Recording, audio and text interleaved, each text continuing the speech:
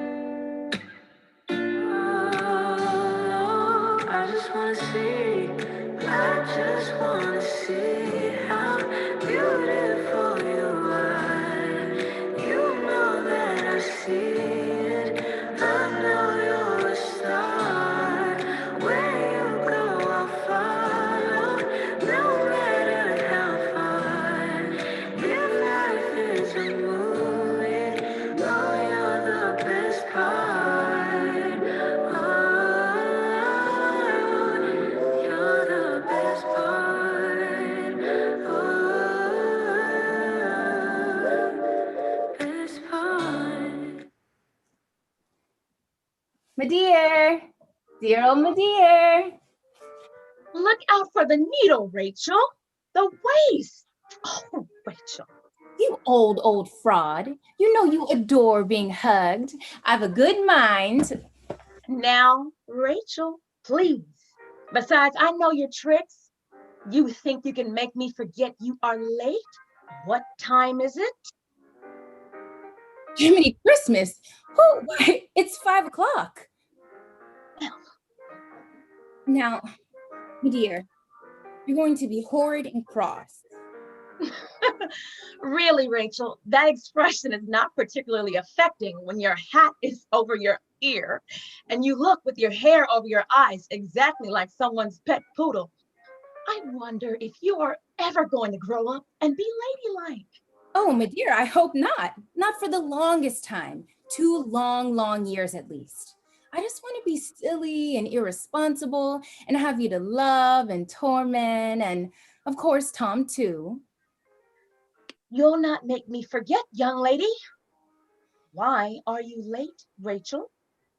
Well, my dear, I'm your pet poodle and my hat is over my ear and I'm late for the loveliest reason. Don't be silly, Rachel. That may sound silly, but it isn't. And please, don't Rachel me so much. It was honestly 1 whole hour ago when I opened the front door downstairs. I know it was because I heard the postman telling someone it was 4 o'clock. Well, I climbed the first flight and was just starting up the second when a little shrill voice said, "Lo." I raised my eyes and there, halfway up the stairs, sitting in the middle of a step was just the dearest, cutest, darlingest little brown baby boy you ever saw. "Lo yourself," I said. "What are you doing and who are you anyway?" "I'm Jimmy and I'm riding to New York on the choo-choo cars." As he looked entirely too young to be going such a distance by himself, I asked him if I might go too. For a minute or two, he considered the question me very seriously. And then he said, "Es?" and made room for me on the step beside him. Oh, we've been everywhere. New York, Chicago, Boston, London, Paris, and Oshkosh. I wish you could have heard him say that last place. I suggested going there just to hear him. Now, my dear, is it any wonder I am late? See all the places we have been in just 1 teeny weeny hour? We would have been traveling yet, but his horrid little mother came out and called him in. They're in the flat below, the new people. But before he went, my dear, he said the cunningest thing. He said, "Will you come out and pay with me again in 2 minutes?" Oh, I nearly hugged him to death. And it's a wonder why my hat is on my head at all. How to such unimportant nuisances anyway? Unimportant nuisances? What ridiculous language you do use, Rachel. Well, I'm no prophet, but I see very distinctly what is going to happen. This little brown baby will be living here night and day. You're not happy unless some child is trailing along in your rear. Now, my dear, who's a hypocrite? What? I suppose you don't like children? I can tell you one thing, though. It won't be my fault if he isn't here night and day. Oh, I wish he were all mine, every bit of him. My dear, do you suppose that she-woman he calls mother would let him come up here until it's time for him to go to bed? I'm going down there this minute. Rachel, for heaven's sake, no. I am entirely too busy and tired today without being bothered with the child romping around in here. Very well, then.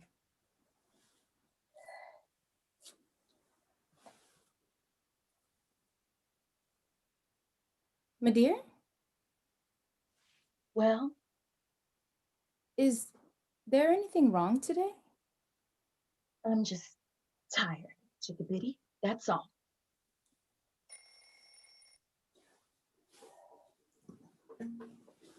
My dear, it's some man. It is probably Mrs. Strong's son. She said she would send for it this afternoon. Mrs. Loving. My name is Strong. My mother asked me to come by and get her waist this afternoon. She hoped it would be finished. Yes, Mr. Strong, it is all ready. If you'll sit down a minute, I'll wrap it up for you. Do sit down, Mr. Strong. It is a very pleasant day, isn't it, Mr. Strong? Yes, very.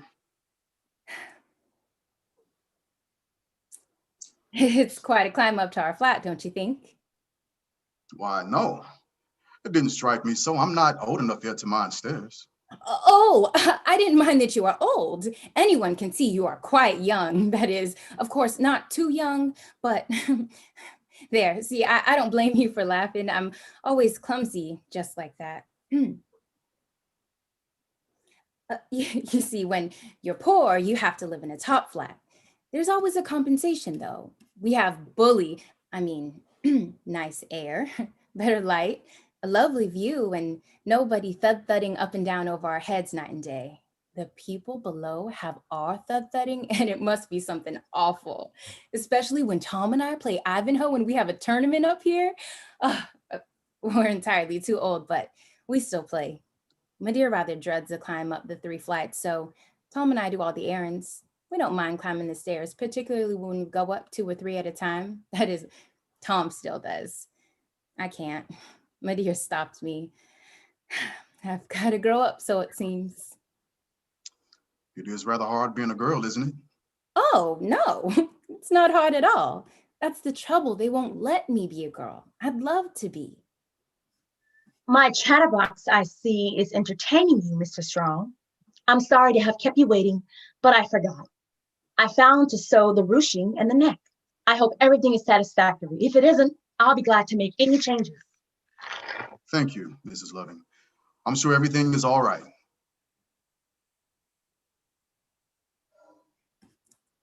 He was rather nice, wasn't he, my dear? For a man. I guess my reason's a vain one. He let me do all the talking. Strong.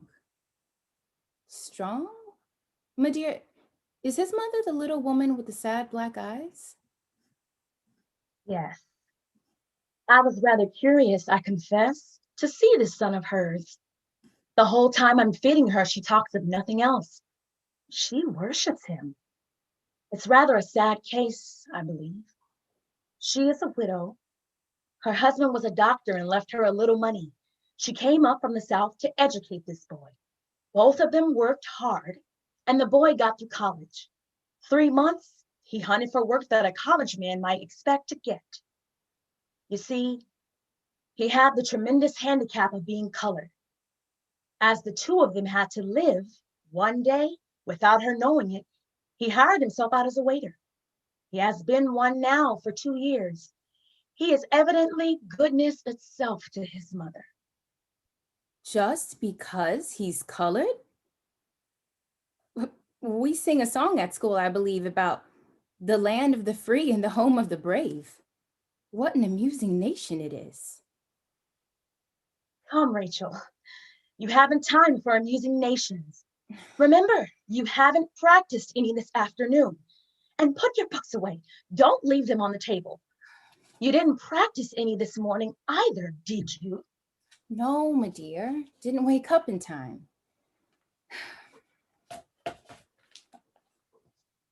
My dear, just listen to this lullaby. It's the sweetest thing. I was so daffy over it. One of the girls at school lent it to me. Baby's boats, the silver moon, sailing in the sky, sailing o'er the sea of sleep, while the clouds float by. Sail, baby, sail, out upon that sea. Only don't forget to sail back again to me. Baby's fishing for a dream, fishing near and far. His line a silver moonbeam is, his bait a silver star. My dear, it's so beautiful, it hurts. Yes, dear. It is pretty.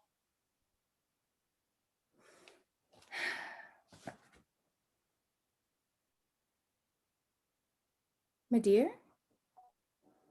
Yes, Rachel. What's the matter? Matter? What do you mean? I don't know. I just feel something is not quite right with you. I'm only tired. That's all. Perhaps, but my dear, wouldn't it be nice if we could keep all the babies in the world always little babies? Then they'd always be little and cunning and lovable, and they could never grow up then and be bad. I'm so sorry for mothers whose little babies grow up and are bad. Come, Rachel. What experience have you had with mothers whose babies have grown up to be bad? You talk like an old woman. I know I'm not old, but just the same, I know that is true. I'm so sorry for the mothers. Oh, well, Miss Methuselah, how do you happen to know all this? Mothers whose babies grow up to be bad don't, as a rule, parade their faults before the world. I think the loveliest thing of all lovely things in this world is just being a mother. Well, of all the startling children, Rachel, I am getting to feel when you're around as though I'm shut up with dynamite. What next?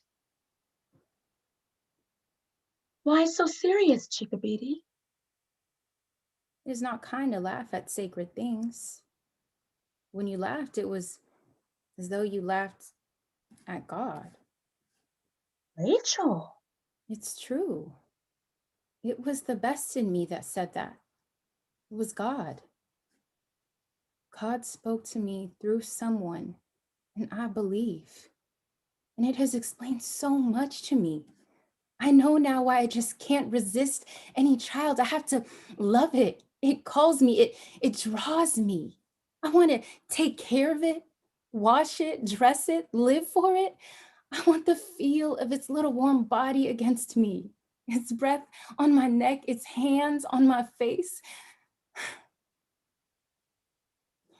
My dear, here's something I don't understand.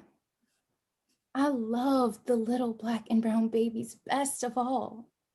There's something about them that clutches at my heart. Why? Why should they be, pathetic? I don't understand. It's dim more than the other babies.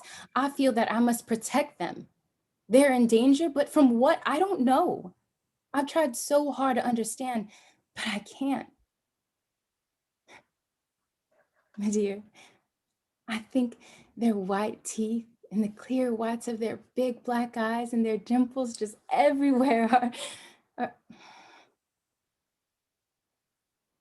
And my dear, because I love them best, I pray God every night to give me, when I grow up, little black and brown babies to protect and guard. Now, my dear, don't you see why you must never laugh at me again? Dear, dear, my dear. And I suppose my experience is every mother's. Sooner or later, of a sudden, she finds her own child a stranger to her. Poor little girl. Poor little chickabiddy. Why do you say poor little girl like that? I don't understand. Why, my dear, I never saw tears in your eyes before. Is it because you know the things I do not understand? Oh, it is that. Yes, Rachel. And I cannot save you. My dear, you frighten me. Save me from what? Life, my little chickabiddy. Is life so terrible? I had found it mostly beautiful. How can life be terrible when the world is full of little children? Oh, Rachel. Rachel. My dear, what have I said? Why, the truth, of course, Rachel. Life is not terrible when there are little children, and you and Tom, and a roof over our heads, and work, and food, and clothes, and sleep at night. Rachel, I am not myself today. I'm tired. Forget what I've said. Come, chickabiddy.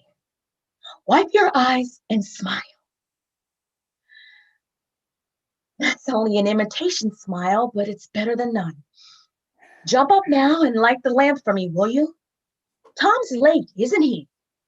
I shall want you to go too for the rolls and pie for supper. Where is the money, my dear? I'm ready.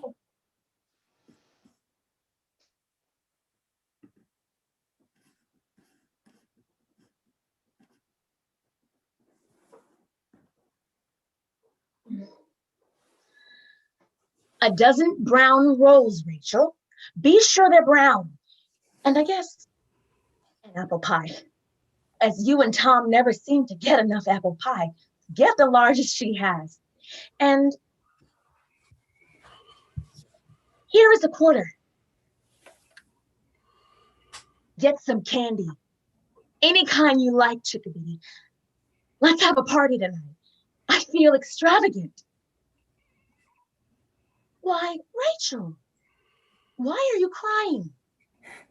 Nothing, dear, my dear. It's all right when I get in the air. Goodbye. Loma, where's sis? Out? The door's off the latch. Rachel just went after the rolls and pie. She'll be back in a few minutes. You're late, Tommy. No, Ma. You forget. It's payday. Here, Ma. Tommy, this is every bit of it. You'll need some. Not yet. I only wish. Say, Ma, I hate to see you work so hard. Someday, Son, I'm as proud as though you had given me $1 million. I may someday, you see. Gee, Ma, I'm hungry. What's for dinner? Smells good. Lamb and dumplings and rice. Gee, I'm glad to be living. And a pie, too? Apple pie, Tommy. Say, Ma, don't wake me up. And shall Mother's own little boy help set the table? Thank you, son. Ma, Yes, son. a squad today. I'm quarterback. 5 other fellas tried to make it. We'll have to buy new hats now. Buy new hats? Why? Honest, Ma. Had to carry the hat in my hand tonight. Couldn't even get to the perch a lot. Well, I, for one, son, am not going to say anything to make you more conceited. You don't have to say anything. Why, Ma, ever since I told you, you can almost look down your own back. Your head is so high. What? My, that was a dreadful climb, wasn't it? Ma, I've got something for you here. Hello, Tommy. Here, take these things from me. This is Jimmy. Isn't he dear? Come, Jimmy. My dear, this is my brown baby. I'm going to take him right downstairs again. His mother is as sweet as can be. And let me bring him up just to see you. Jimmy, this is my dear.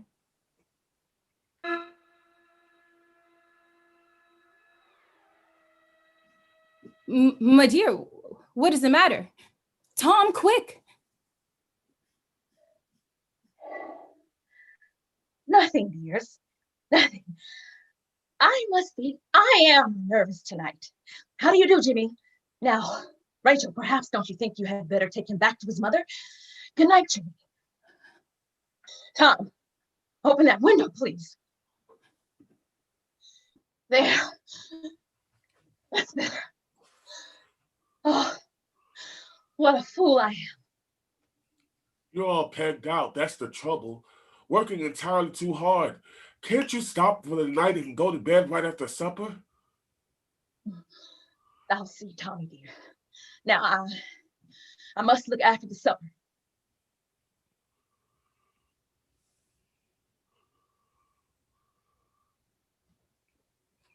Why do you suppose she acted so strangely about Jimmy?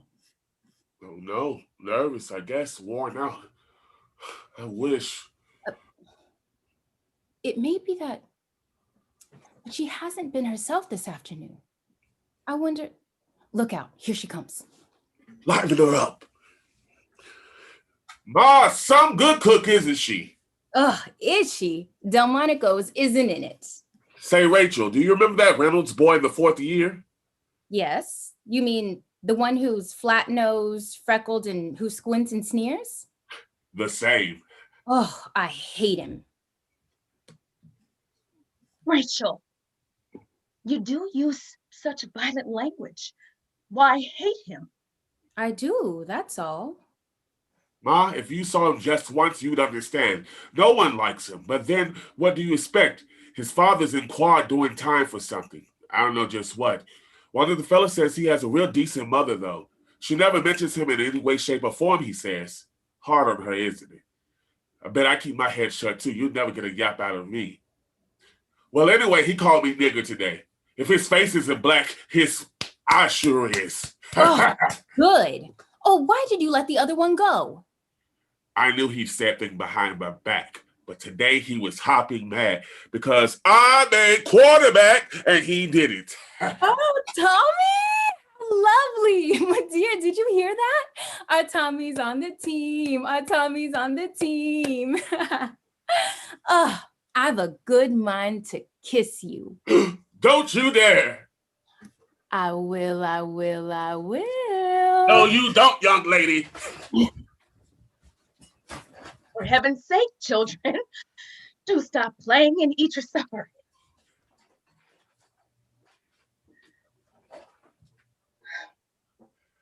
I will. You won't. Children!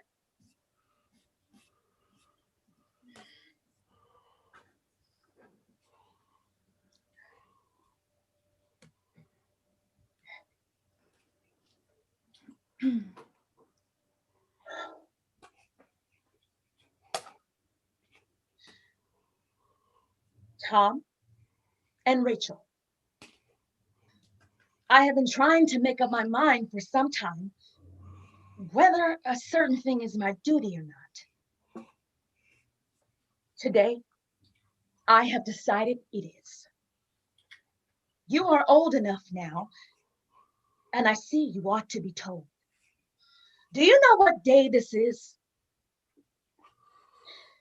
It's the 16th of October. Does that mean anything to either of you? No. No, I don't know why it should. 10 years ago today, your father and your half-brother died. I do remember now that you told us it was in October. That explains today. Yes, Rachel. Do you know how they died? Why? No. Oh. Did it ever strike you as strange that they died the same day? Well, yes. We often wondered, Tom and I, but somehow we never quite dared to ask you. You always refuse to talk about them, you know, my dear? Did you think that perhaps the reason I wouldn't talk about them was because I was ashamed of them? Well, my dear, we did wonder. And you thought? Well, Yes? Oh, come now, Rachel. You know we haven't bothered about it at all. Why should we? We've been happy. But when you have thought, you've been ashamed. Have you? Now, Ma, aren't you making a lot out of nothing? No.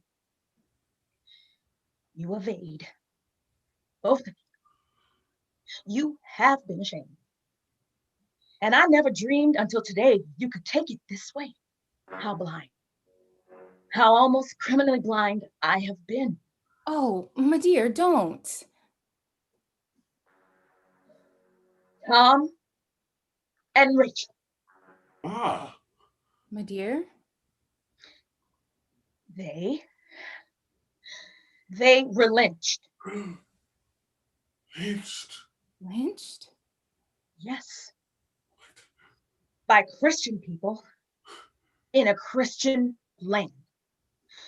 We found out afterwards they were all church members in good standing, the best people. Your father was a man among men. He was a fanatic. He was a saint. Ma, will you tell us about it? I believe it to be my duty. When I married your father, I was a widow. My little George was 7 years old. From the very beginning, he worshiped your father. He followed him around just like a little dog. All children were like that with him. I myself have never seen anybody like him. Big seems to fit him better than any other word. He was big-bodied, big-souled. His loves were big and his hates. You can imagine then how the wrongs of the Negro ate into his soul. He was utterly fearless. He edited and owned for several years a small Negro paper. In it, he said a great many daring things. I used to plead with him to be more careful. I was always afraid for him. For a long time, nothing happened.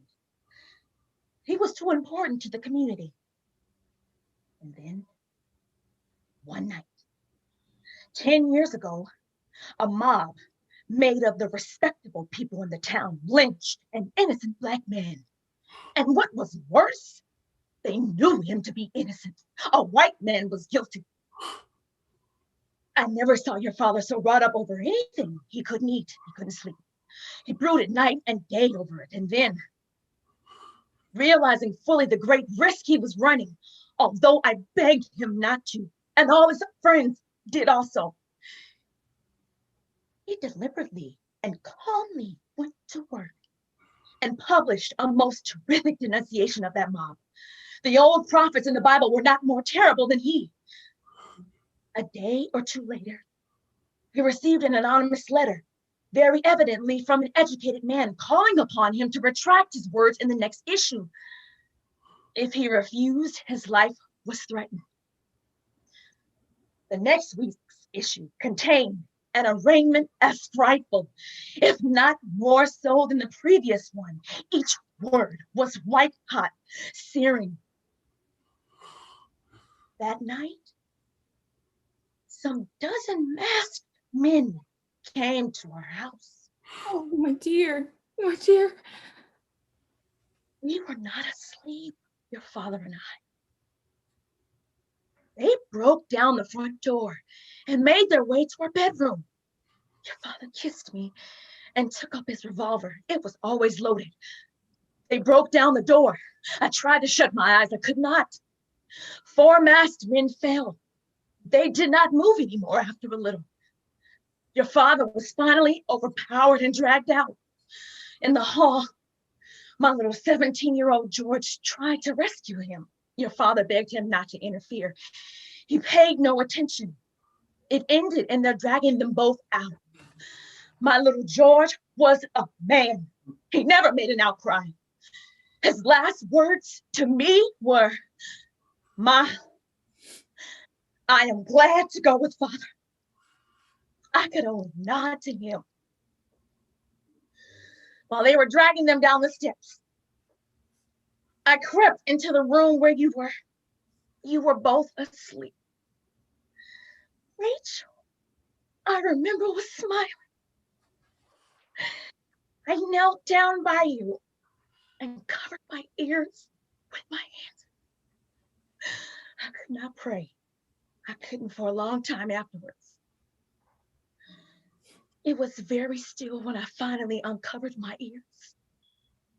The only sounds were the faint rustles of leaves and the tapping of the twig of a tree against the window. I hear it still sometimes in my dreams. It was the tree where they were. While I had knelt there waiting, I had made up my mind what to do. I dressed myself, and then I woke you both up and dressed you. We set forth. It was a black, still night. Alternately dragging you along and carrying you, I walked 5 miles to the house of some friends. They took us in, and we remained there until I had seen my dead laid comfortably at rest. They lent me money to come north. I couldn't bring you up to the south. Always remember this. There never lived anywhere or at any time any two more beautiful souls. God gave me one for a husband and one for a son. And I am crying.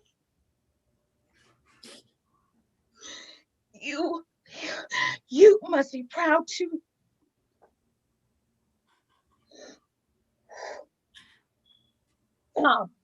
Tom, it's time now for you to go to work. Rachel and I will finish up here. I want you to know, Ma, before I go, how proud I am.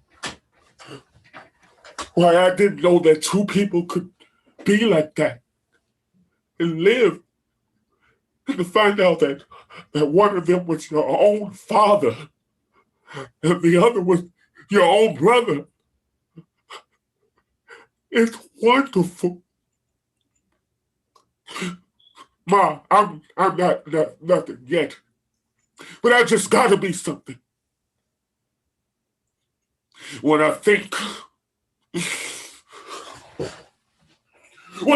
about those devils in white skin living out there somewhere happy and free, I see red.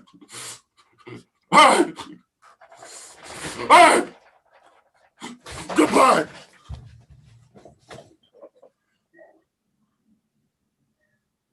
I was afraid of just that. I wonder if I did the wise thing after all. Yes, my dear, you did. And hereafter, Tom and I share alike with you. To think, my dear, of 10 years of this, all alone, it's wicked. And Rachel, about that dear little boy, Jimmy. Now, my dear, tell me tomorrow. You've stood enough for one day. No, it's better over and done with all at once. If I had seen that dear child suddenly any other day than this, I might have borne it better.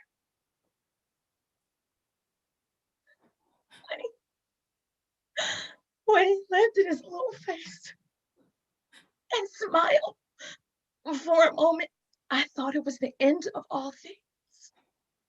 Rachel, he is the image of my boy in my heart. Oh, my dear. Rachel, it will hurt to see him again. I understand, my dear.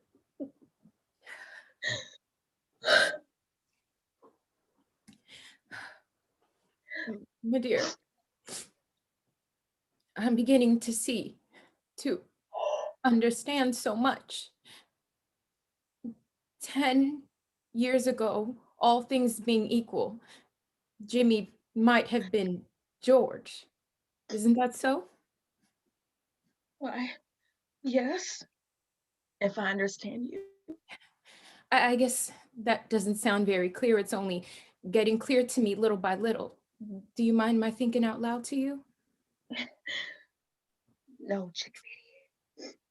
If Jimmy went south now and grew up, he might be a George. Yes. Then the South is full of tens, hundreds, thousands of little boys who one day may be, and some of them with certainty, Georges. Yes, Rachel. And the little babies, the dear little helpless babies being born today, now, and those who will be tomorrow, and all the tomorrows to come have that sooner or later to look forward to. They will laugh and play and sing and be happy and grow up perhaps and be ambitious just for that. Yes, Rachel. Then everywhere throughout the South, there are hundreds of dark mothers who live in fear, terrible, suffocating fear, whose rest by night is broken and whose joy by day and their babies on their hearts is 3 parts pain. Oh, I know this is true, for this is the way I should feel if I were little Jimmy's mother. How horrible. Why, it would be more merciful to strangle the little things at birth. And so this nation, this white Christian nation, has deliberately set its curse upon the most beautiful, the most holy thing in life, motherhood. Why it makes you doubt God. Oh, hush, little girl. Hush. Why, my dear? You know, you were a mother, George's mother. So this is what it means. Oh, my dear, my dear.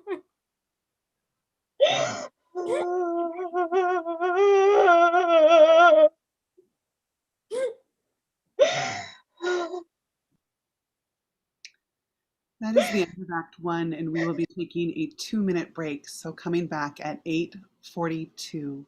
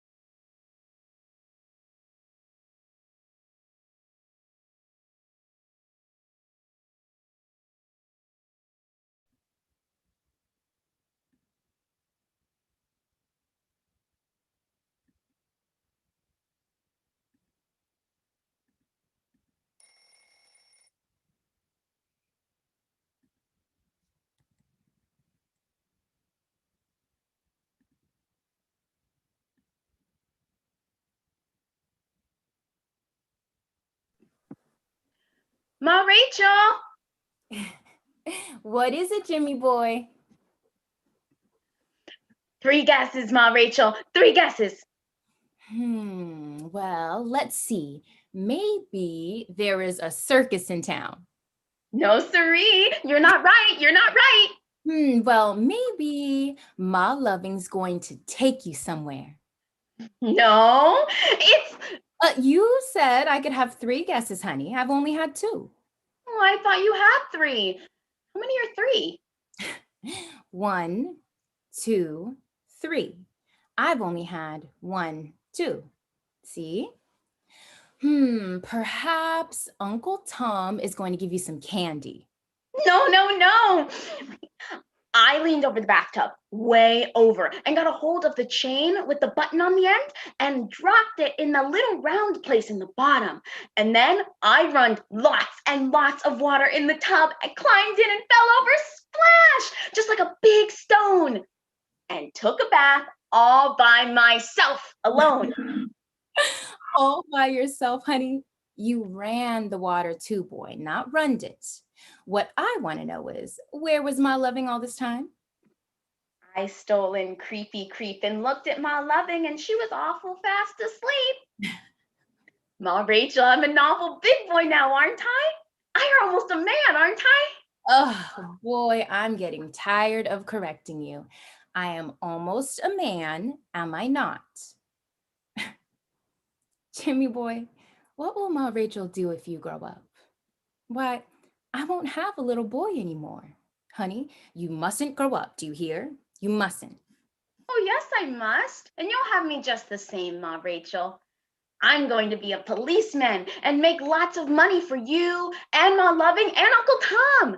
And I'm going to buy you some trains and fire engines and little cunning ponies and some rabbits and great enormous banks full of money, lots of it.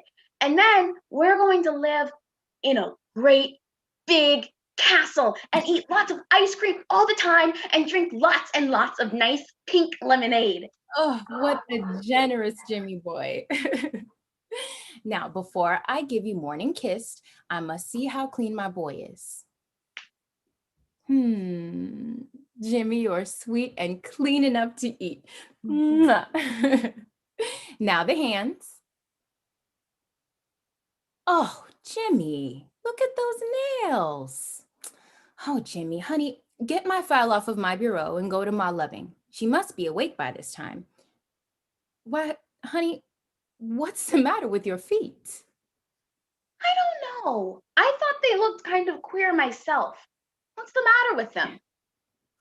You have your shoes on the wrong feet. Oh, isn't that enormously funny? I'm a case, aren't I?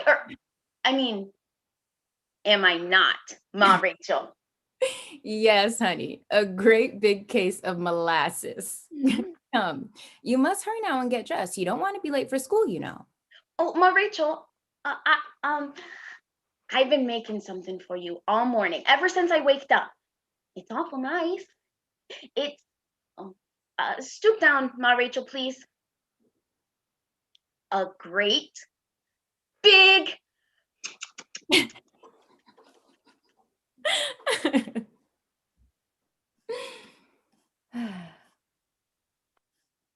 Good morning, dearie. How's my little girl this morning? Why, where's Tom? I was certain I heard him running the water in the tub some time ago. Tom isn't up yet. Have you seen Jimmy? Jimmy? No, I didn't know he was awake even. Well, what do you think of that? I sent the young gentleman to you a few moments ago for help with his nails. He's very much grown up this morning, so I suppose that explains why he didn't come to you. Yesterday, all day, you know, he was a puppy. No one knows what he will be by tomorrow. All of this, my dear, is preliminary to telling you that Jimmy boy has stolen a march on you this morning. Stolen a march? How? It appears that he took his bath all by himself, and as a result, he is so conceited. Peacocks aren't in it with him. I heard the water running and thought, of course, it was Tom. Why, the little rascal. I must go and see how he has left things. I was just about to wake him up. Rheumatism's not better this morning, my dear? Tell me the truth now. Did you or did you not try that liniment I bought you yesterday? Well, Rachel, you see, it was this way. I was so tired last night. I really forgot it. I thought as much. Shame on you. As soon as I walk around a bit, it will be all right. It always is. It's bad when I first get up, that's all. I'll be spry enough in a few minutes. Rachel, I don't know why the thought should strike me, but how very strangely things turn out. If anyone had told me 4 years ago that Jimmy would be living with us, I should have laughed at him. Then it hurt to see him. Now it would hurt not to. Rachel, sometimes I wonder if perhaps God hasn't relented a little and give me back my boy, my George. The whole thing was strange, wasn't it? Yes, God's ways are strange and often very beautiful. Perhaps all would be beautiful if we only understood. God's ways are certainly very mysterious. Why, of all the people in this apartment house, should Jimmy's father and mother be the only two to take the smallpox and the only two to die? It's queer. It doesn't seem like 2 years ago, does it? 2 years, my dear. Why, it's the 3rd of January. Are you sure, Rachel? I don't believe I could ever forget that, my dear. No, I suppose not. That is one of the differences between youth and old age. Youth attaches tremendous importance to dates. Old age does not. My dear, don't talk like that. You're not old. Oh, yes, I am, dearie. It's 60 long years since I was born. I am much older than that. Much older. Please, my dear, please. Very well, dearie. I won't say it anymore. By the way, how does Tom strike you these days? The same old, bantering, cheerful Tom. Why? I know he's all that, dearie, but it isn't possible for him to be really cheerful.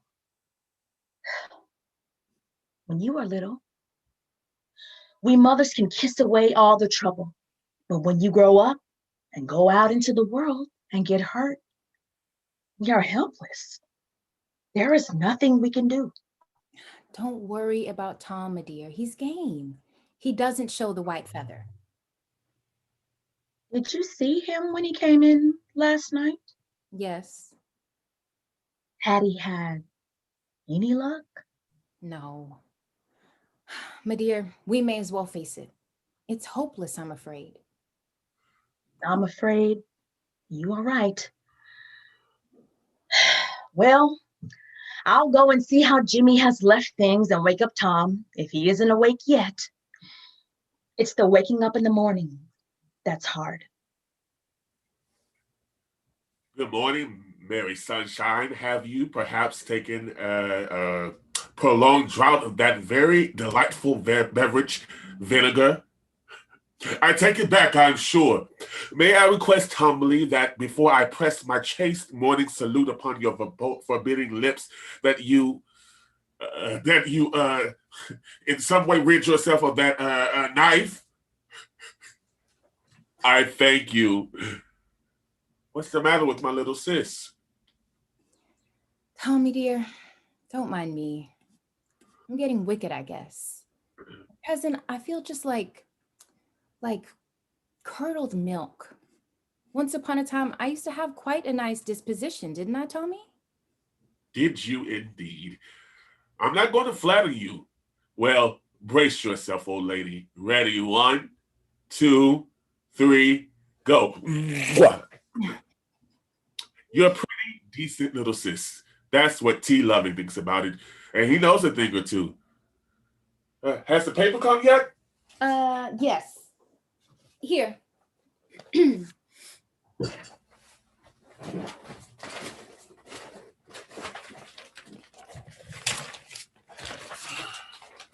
What can T Loving do for you? Could he be of any service to you? Service? How? May he run, say, any errands, set the table, cook breakfast, anything? You look like working.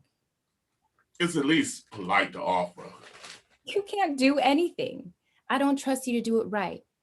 You may just sit there and read your paper and try to behave yourself. Thank you, ma'am. Hello, big fellow, what's this? Good morning. Good morning, Tommy. Good morning, Ma.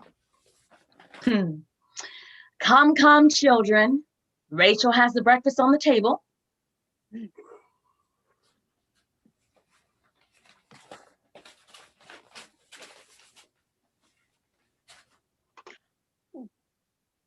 Uncle Tom, Sir? I took a bath this morning all by myself alone in the bathtub. And I runned, I think, the water all in it and got in all by myself. And Ma Loving thought it was you, but it was me.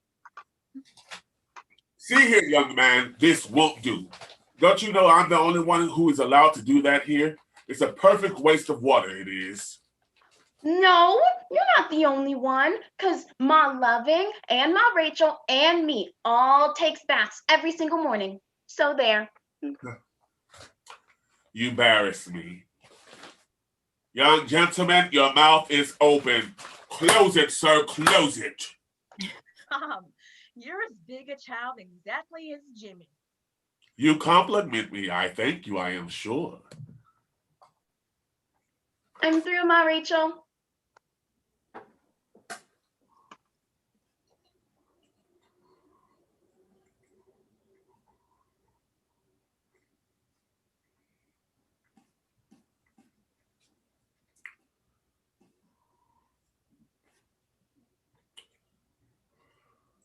I'll give you another penny. Yes, ma'am. Please untie my napkin, Ma Rachel. Excuse me. Certainly.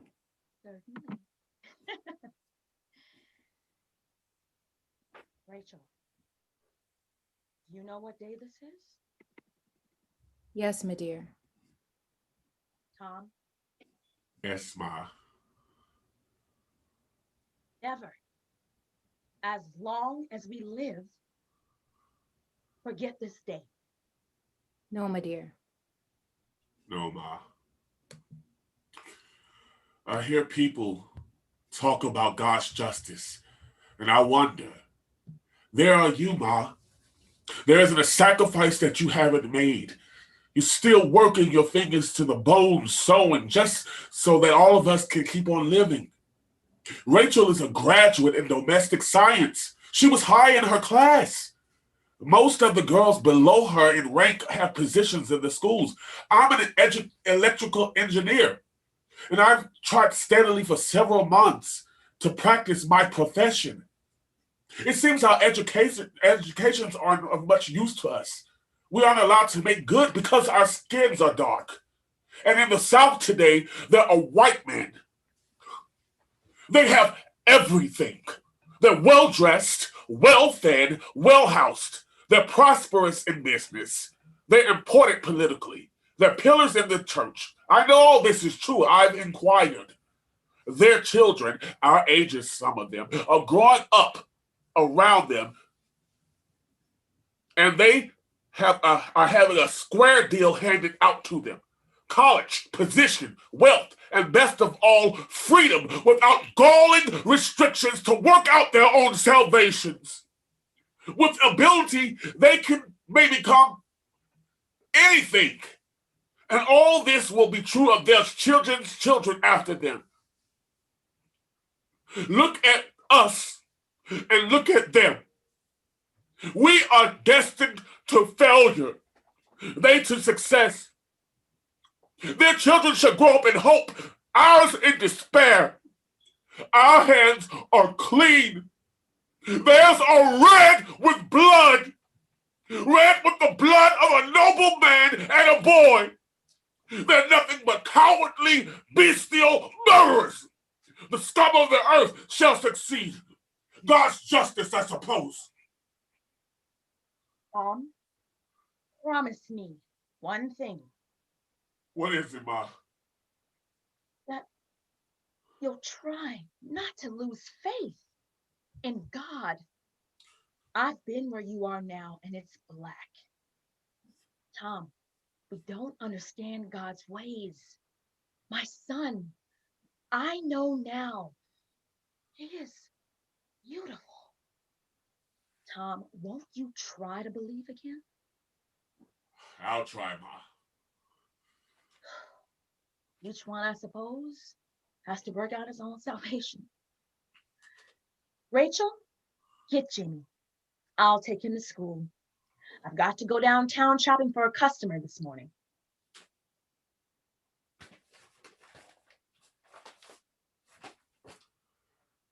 Hello, big fella. Where are you taking my mother? I'd like to know. That's a pretty kettle of fish. Are you funny, Uncle Tom? Why, I'm not taking her anywhere. She's taking me. I'm going to school.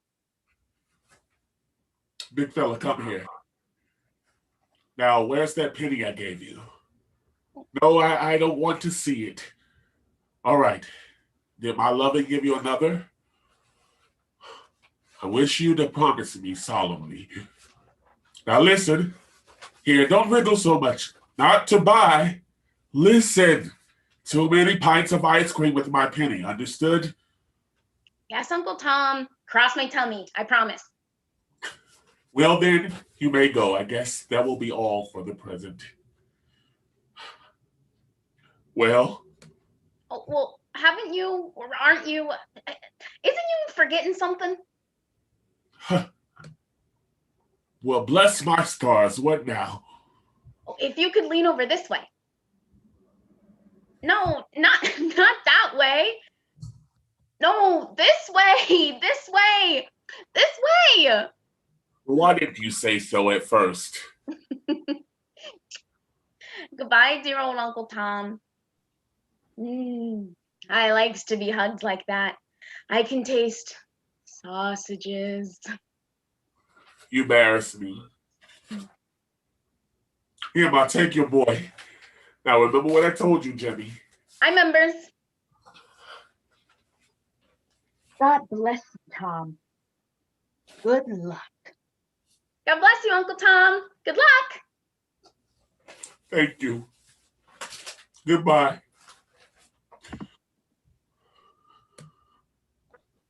John. On? I wonder what's up. It's rather early for him. I'll go. Well, stranger, how does it happen you're out so early in the morning? I hadn't seen any of you for a week, and I thought I'd come by on my way to work and find out how things are going. There's no need in asking how you are, Rachel. And the mother and the boy? Madeir's rheumatism still holds on. Jimmy's fine. I'm sorry to hear that. Your mother's not well. There isn't a remedy going my mother doesn't know about. I'll get her advice and let you know. Well, Tom, how goes it? There's plenty of go, but no get there. I was hoping to hear better news. If I remember rightly, not so many years ago, you tried and failed. Then a colored man had hardly a ghost of a show. Now he hasn't even the ghost of a ghost. That's true enough. What are you going to do? I'll do this little going act of mine the rest of the week.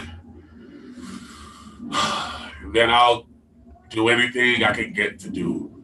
If necessary, I suppose I can be a white wing. Tom, I came 6 years ago, I found I was up against a stone wall. Your experience, you see, to the letter. I couldn't let my mother starve, so I became a waiter. I studied waiting. I made a science of it, an art. In a comparatively short time, I'm a head waiter and I'm up against another stone wall. I've reached my limit. I'm 32 now and I'll die a head waiter. College friends, so-called, and acquaintances used to come into the restaurant. One or two at first attempted to commiserate with me. They didn't do it again. I waited upon them. I did my best. Many of them tipped me. I can remember my first tip still. They come in, yet many of them are already powers, not only in this city, but in the country. Some of them asked for me to make a personal request for me to wait upon them. I'm an artist now in my proper sphere. They tip me well, extremely well. The larger the tip, the more pleased they are with me. Because of me, in their own eyes, they're philanthropists. Amusing, isn't it? I can stand their attitude now. My philosophy, learned the hard way, is to make the best of everything you can and go on. At best, life isn't so very long. You're wondering why I'm telling you all this. I wish you to see things exactly as they are. There are many disadvantages and some advantages in being a waiter. My mother can live comfortably. I'm able even to see that she gets some of the luxuries. Tom, it's this way. I can always get you a job as a waiter. I'll teach you the art. If you care to begin at the end of the week, all right. And remember this, as long as I keep my job, this offer holds good. All right. All right. Thank you. I guess it's safe to say you'll see me at the end of the week. John, you're Rack, my kitty's gently My hair. in Oh my about goodness, 20 I like your hair. Wow. It's my turn to get morning kiss first this morning, Miss Rachel. You kissed Louise first yesterday. You said you'd kiss us alphabetically. You promised. Mwah. Now, me. Mwah. You children will pull me limb from limb, and then I'll be dead and you'll be sorry. See if you aren't. Edith, come here this minute and let me tie your hair ribbon again. Nancy, I'm ashamed of you. I saw you trying to pull it off. Oh, Louise, you look as sweet this morning. And Jenny, where did you get the pretty dress? My mother made it. My mother says I have a very bad cold. Well, I have a pretty little flower. Honey, it's beautiful. Do you want morning kiss too? Yes, I do. Come, honey. Mwah. Are you going to give the pretty flower to Jenny's teacher? Is it for mother? Is it for, let's see, daddy? Ugh, I give up. To whom are you going to give the pretty flower, honey? Ooh, You, darling? Mother and I picked it for ooh. Here it is. Well, I'm going to pay you with 3 big kisses. 1, mwah, 2, mwah, 3. Mwah. I can count. 1, 2, 3. Can't I? I'm going to school soon and I want to put the flower in your hair. All right, baby. Miss Rachel, the little flower loves you. It told me so. It said it wanted to lie in your hair and it's going to tell you a pretty little secret. Listen awful hard in your ear. I wish I were a fairy and I had a little wand and I turn everything into flowers. Wouldn't that be nice, Miss Rachel? Oh, lovely, honey. If I were a fairy and had a wand, I'd turn you, Miss Rachel, into a queen. And then I'd always be near you and see that you were happy. Honey, how beautiful. I'd make my mother happy if I were a fairy. She cries all the time. My father can't get anything to do. If I were a fairy, I'd turn a boy in my school into a spider. I hate him. Honey, why? I tell you sometime, I hate him. Where's Jimmy, Miss Rachel? He went long ago. And chickies, you'll have to clear out, all of you now, or you'll be late. Shoot. Miss Shoot. Rachel. Hi, Miss Rachel. Does it ever strike you how pathetic and tragic a thing a little colored child is? Yes. Today, we colored men and women everywhere are up against it. Every year, we're having a harder time of it. In the South, they make it impossible as they can for us to get an education. We're hemmed in on all sides. Our one safeguard, the ballot in most states, is taken away already or is being taken away. Economically, in a few lines, we have a slight show, but at what a cost? In the North, they make a pretense of liberality. They give us the ballot and a good education and then snuff us out. Each year, the problem just to live gets more difficult to solve. How about these children, if we're fools enough to have any? That part is damnable.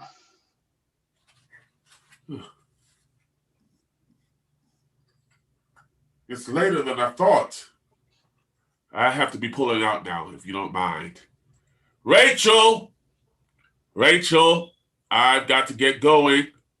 Sis, I leave John in your hands. I've got to go myself in a few minutes. Nonsense, man. Sit still. Or else I begin to think that in a minute, I think you were afraid of the ladies. I am. What? And not ashamed to acknowledge it? Nope. You're lots wiser than I dreamed. So long. Morituri salutamus.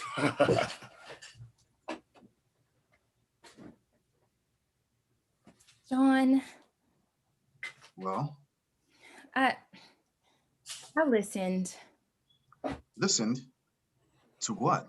to you and Tom. Well, what of it? I didn't think it was quite fair not to tell you. It seemed, well, like eavesdropping.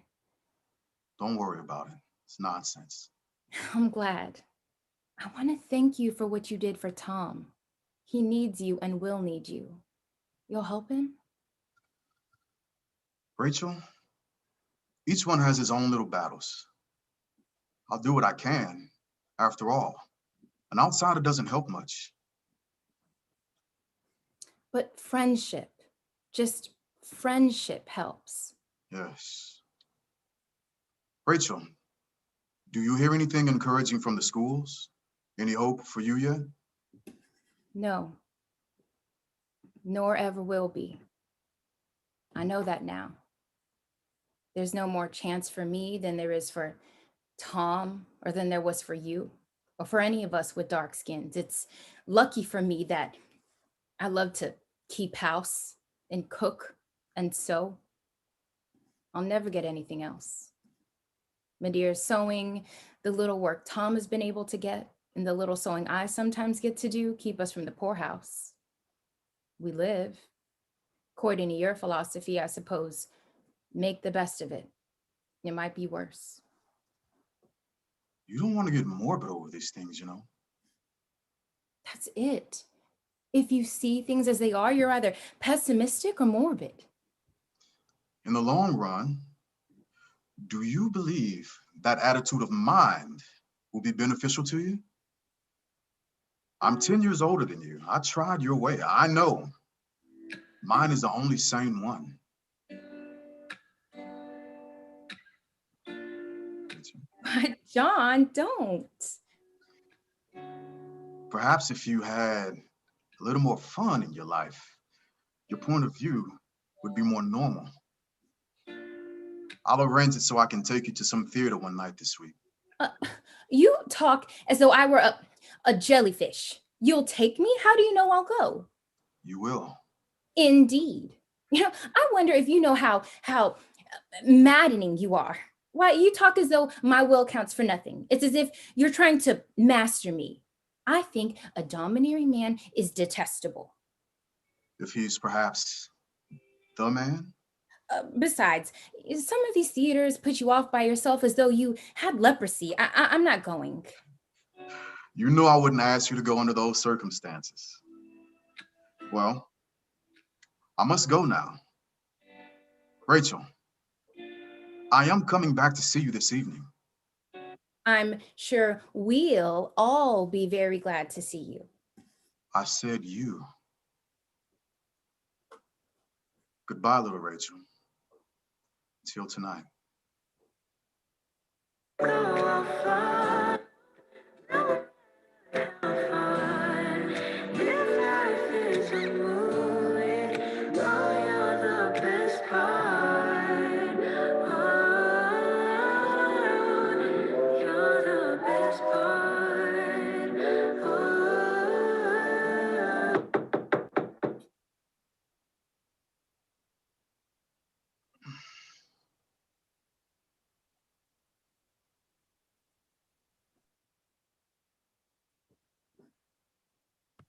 May I sit down?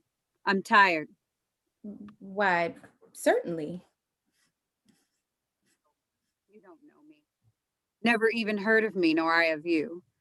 I was looking at the vacant flat on this floor, and I saw your name on the door. Loving. It's a strange name to come across in this world. I thought perhaps you might give me some information. I'll be glad to tell you anything I'm able, Ms. Lane. What I want to know is, how do they treat the colored children in the school I noticed around the corner? Very well, I'm sure. What reason have you for being sure? Why, the little boy I've adopted goes there, and he's very happy. All the children in this apartment house go there too, and I know they're happy. You know how many colored children there are in the school? Why, I should guess around 30. What color is this little adopted boy of yours? Why, he's brown. Any black children there? Why, yes. Do you mind if I send Ethel over by the piano to sit? No, certainly not. She won't go to you. She's afraid of everybody but her father and me. Come, Ethel. Sit down, Ethel. I'm not going to leave you, Ethel. I'll be right over here. You can see me. Do you mind if we sit over here by the sewing machine? Thank you. Does Ethel like apples, Miss Lane? Yes. Do you mind if I give her one? No, thank you very much.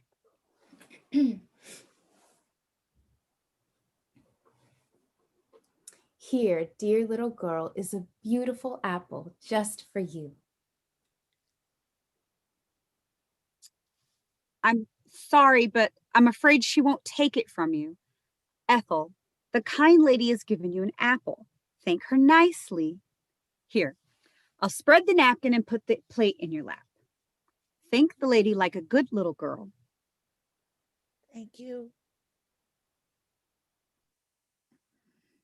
I've got to move. It's Ethel. What is the matter with that child? It's heartbreaking to see her. I understand how you feel. I don't feel anything myself anymore. My husband and I are poor and we're black. Ethel looks like her father more than she does like me. We live in 55th Street near the railroad. It's a poor neighborhood, but the rent's cheap. My husband is a porter in a store, and to help out, I'm a caretaker. I don't know why I'm telling you all this, but we had a nice little home and the three of us were happy. Now we've got to move. Move? Why? Ethel. I put her in school this September. She stayed 2 weeks. That's the result.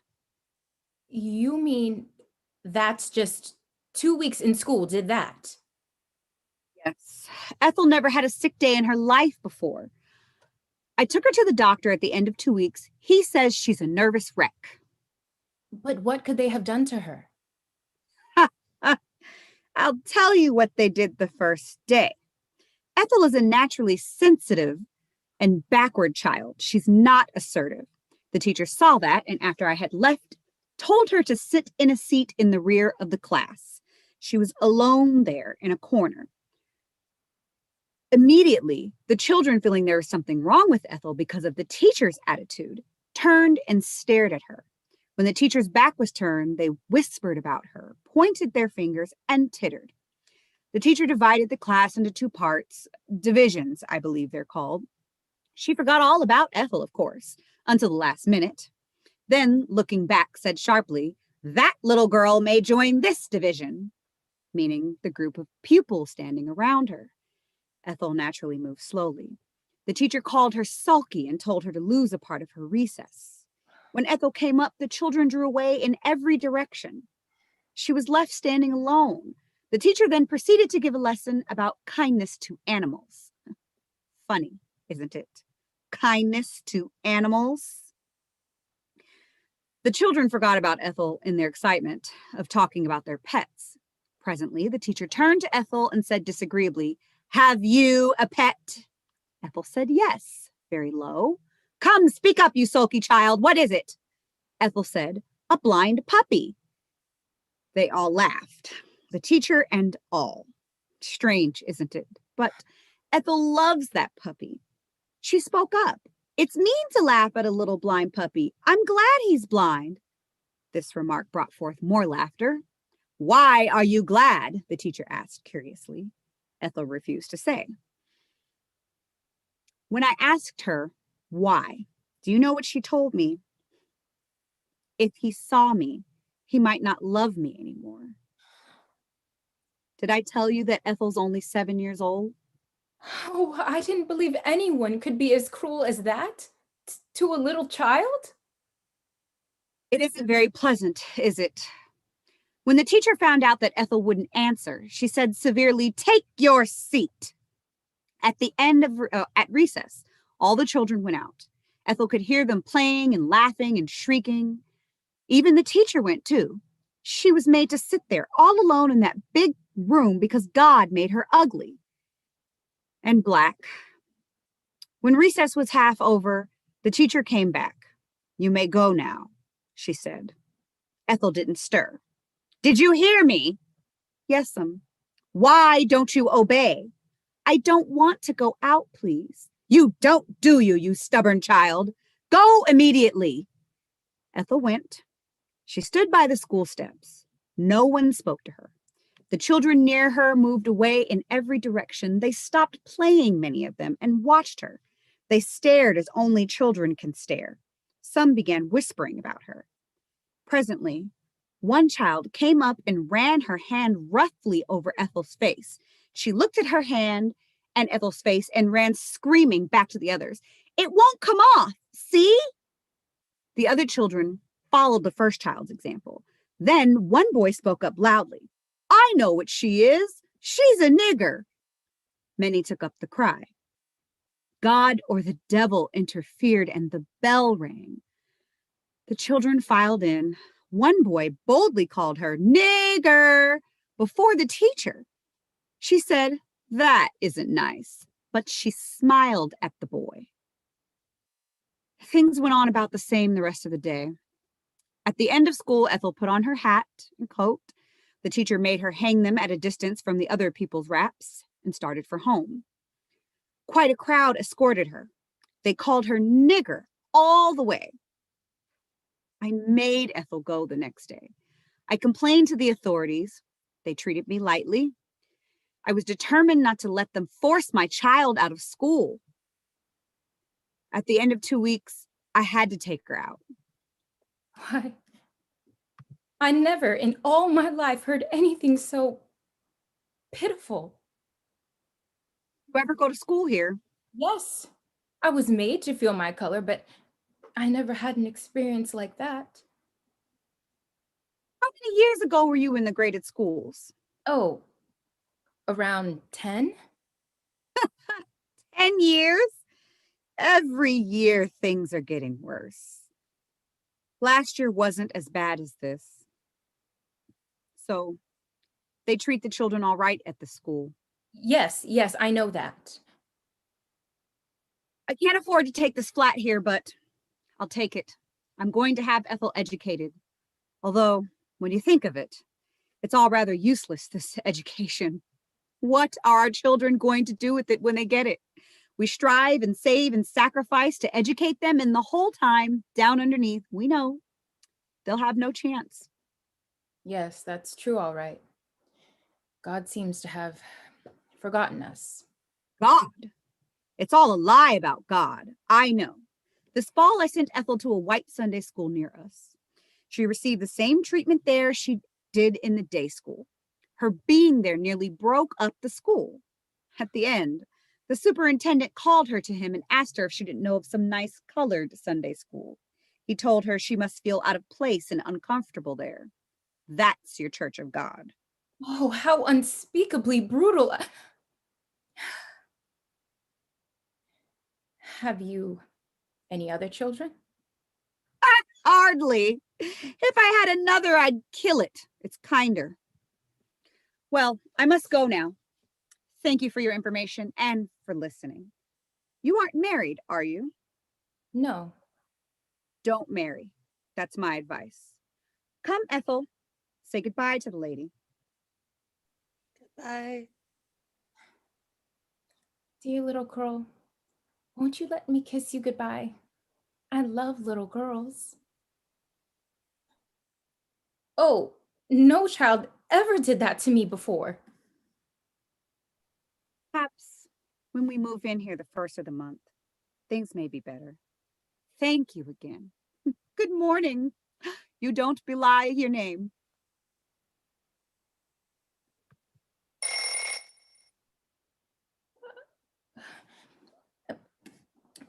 Yes. All right. Bring it up.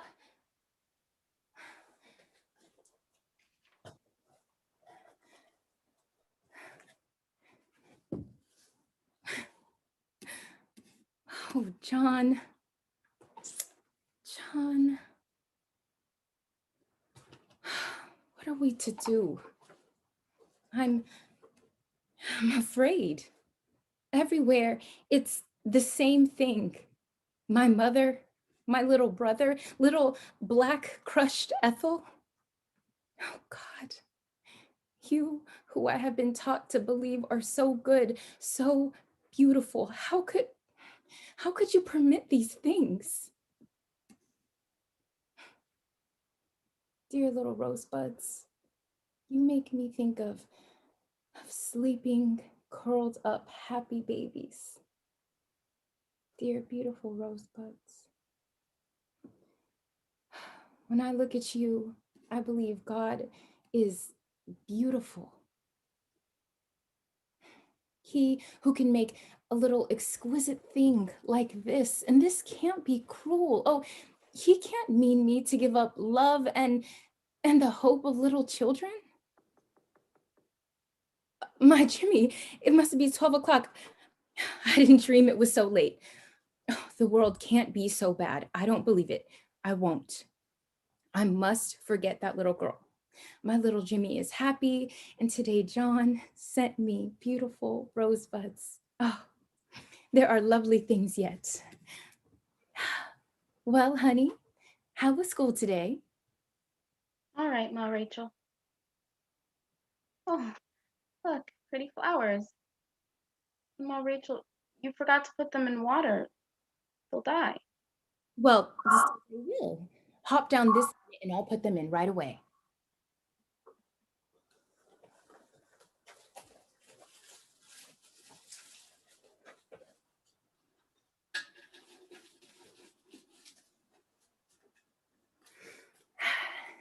There, honey. That's better, isn't it? Aren't they lovely? Yeah, that's lots better. Now they won't die, will they? Rosebuds are just like little children, aren't they, Ma Rachel? If you're good to them, they'll grow up into lovely roses, won't they? And if you hurt them, they'll die. Ma Rachel, do you think all peoples are kind to little rosebuds? Why, of course. Who could hurt little children? Who would have the heart to do such a thing? If you hurt them, it would be lots kinder, wouldn't it? To kill them all at once and not a little bit and a little bit? Why, honey boy, why are you talking like this? Oh, Rachel, what's a nigger? Honey boy, why do you ask that? Some big boys called me that when I came out of school just now. They said, "Look at that little nigger." And they laughed. And one of them ran after me and threw stones. And they kept calling, "Nigger, nigger, nigger." One of the stones struck me hard in the back and it hurt awful bad. But I didn't cry, Ma Rachel. I wouldn't let them make me cry. And the stone, it hurts here, Ma Rachel. But what they called me hurts. It hurts here. What's a nigger, Ma Rachel? Honey boy, those boys didn't mean anything. Silly little honey boy. They're rough, that's all. How could they mean anything? You're just saying that, Ma Rachel, so I won't be hurt. I know. It wouldn't ache like it does if they didn't mean something. Where's Mary, honey? She's in her flat. She came in just after I did. Well, honey, I'm going to give you 2 big cookies and 2 to take to Mary. And you must stay in there and play with her till I get your lunch ready. Won't that be jolly? Why, you never give me but one at a time. You'll give me 2? 1, 2? Shoo now, little honey boy. See how many laughs you can make for me before I come after you here. Have a good time now. Shoo, shoo, get out of here. Quickly, little chicken.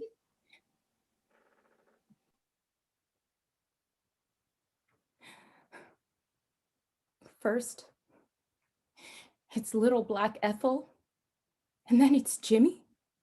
Tomorrow'll be some other little child. The blight, sooner or later, strikes all. My little Jimmy, only 7 years old, poisoned. And once I said centuries ago, it must have been, how can life be so terrible when there are little children in the world? Terrible. Terrible. That's the reason it is so terrible. And suddenly, someday from out of the black, the blight shall descend and shall still forever the laughter on those little lips and in those little hearts. And the loveliest thing almost that ever happened to me, that beautiful voice in my dream, those beautiful words.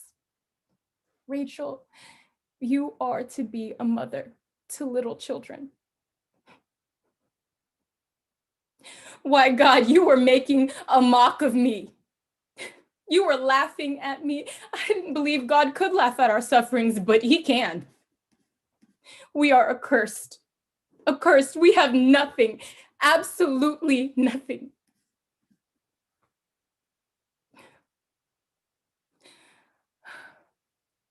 No, little rosebuds. I may not touch you. Dear little baby rosebuds, I am accursed. You, God, you terrible, laughing God, listen. I swear, and may my soul be damned to all eternity if I do break this oath.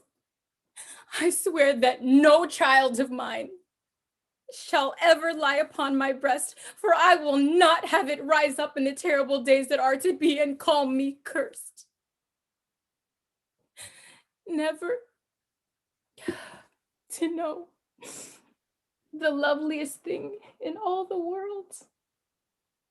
The feel of a little head, the touch of little hands, the beautiful, utter dependence of a little child.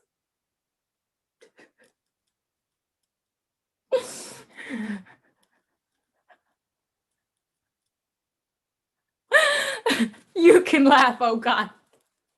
Well, so can I. But I can be kinder than you. Sometimes I feel like a motherless child.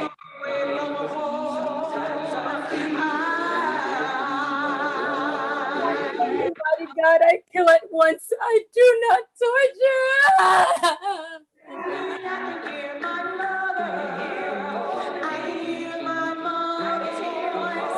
I can hear my mother's voice calling me home.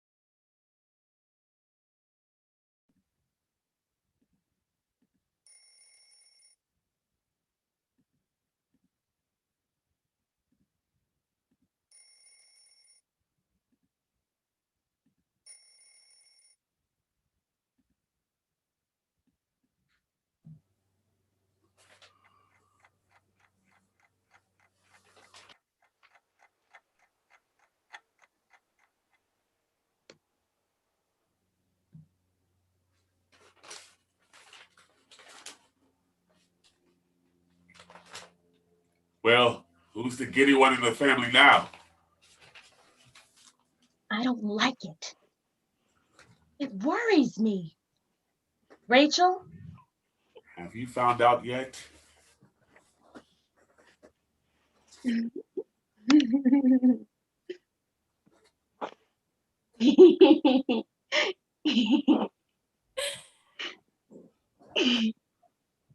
Really, Rachel? Jimmy will be so excited he won't be able to sleep.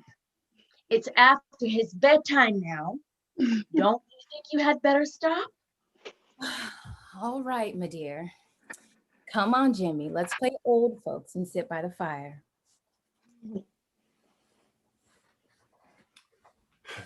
Thanks, big fella. You are sure some strong. I will remember you when these people around here come for me to move pianos and such things around. Shake? I am awful strong, am I not? You sure are a Hercules.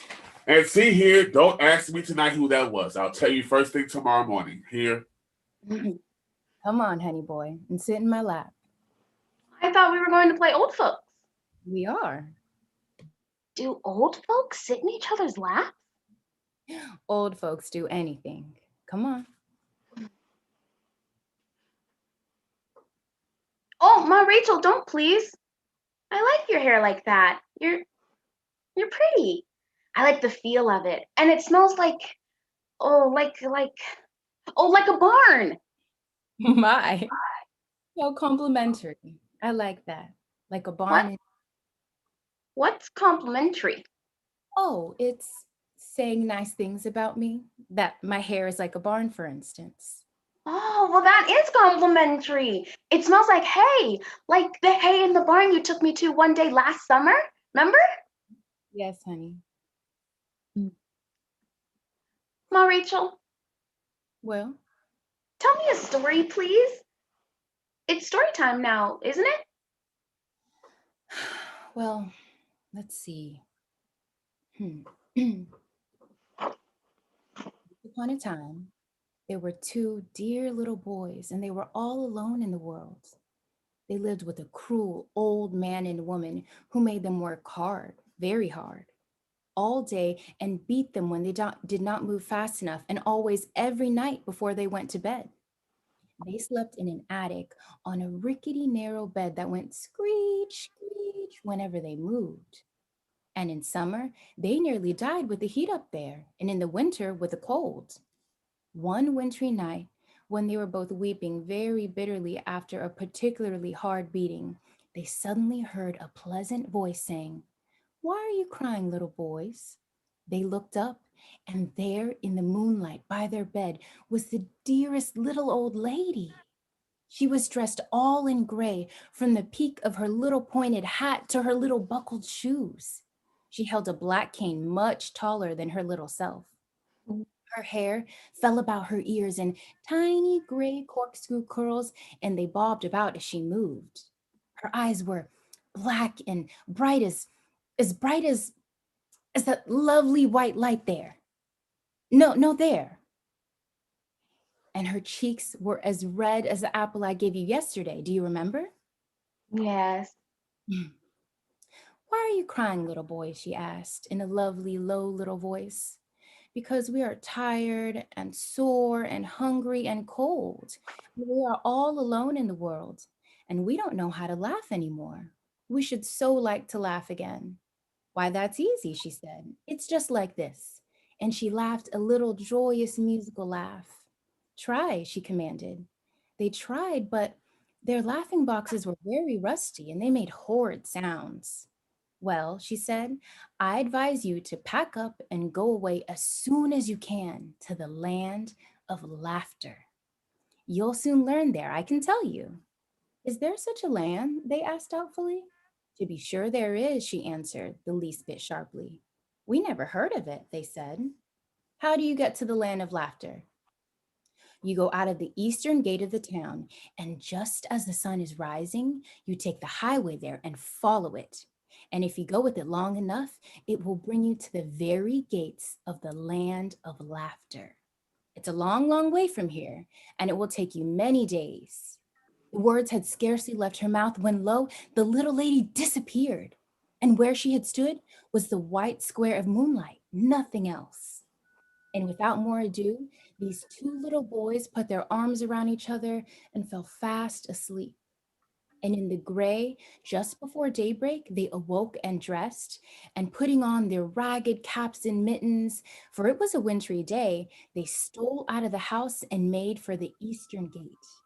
And just as they reached it and passed through, the whole east leapt into fire. He was tall and imposing looking and very dignified, and he said, "Where are you going so fast, little boys?" "We are going to the land of laughter," they said together very seriously. "What?" he said. "That is an extremely foolish thing to do. Come with me and I will give you power. I will make you great men, generals, kings, emperors. Whatever you desire to accomplish will be permitted you." And they smiled politely. "Thank you very much, but we have forgotten how to laugh, and we are going there to learn how." He looked upon them haughtily without speaking and disappeared. They walked more days, and at last they came to the land of laughter. And how do you suppose they knew this? Because they could hear over the wall the sound of joyous laughter, the laughter of men, women, and children.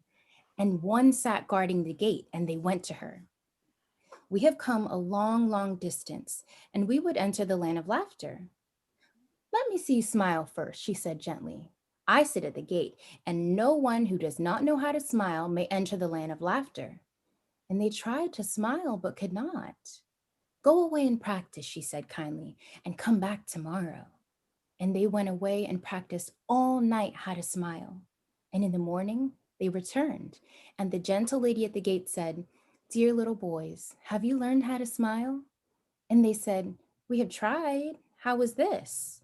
Better," she said, "much better.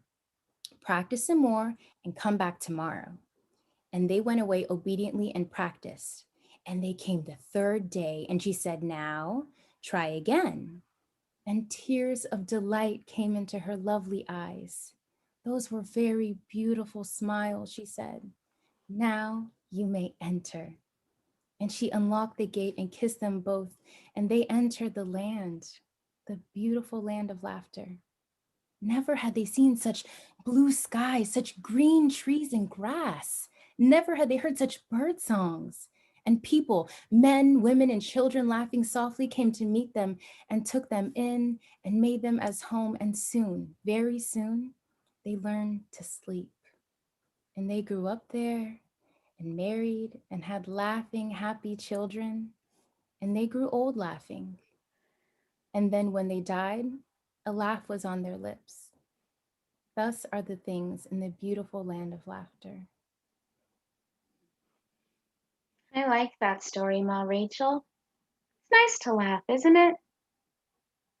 Is there such a land? What do you think, honey? I think it would be awful nice if there was. Don't you? If only there were. If only there were.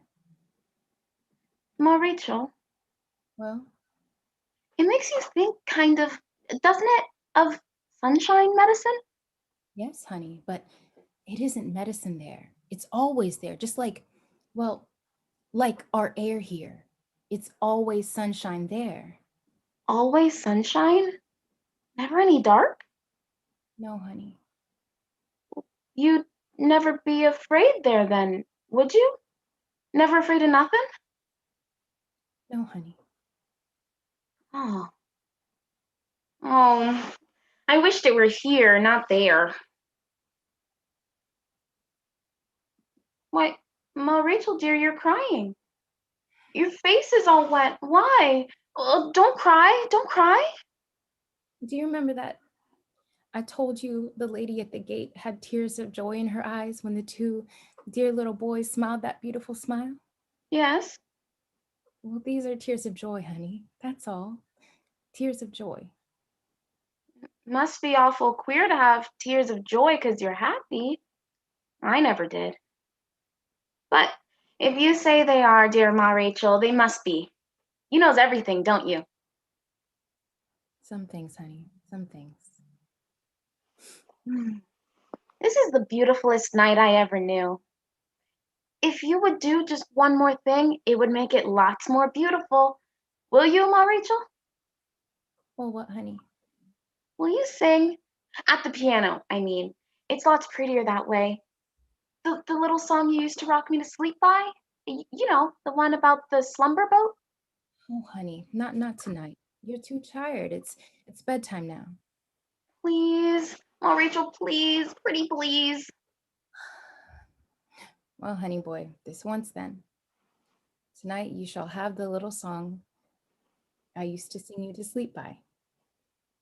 Perhaps for the last time. Why, Ma Rachel? Why the last time? The last time.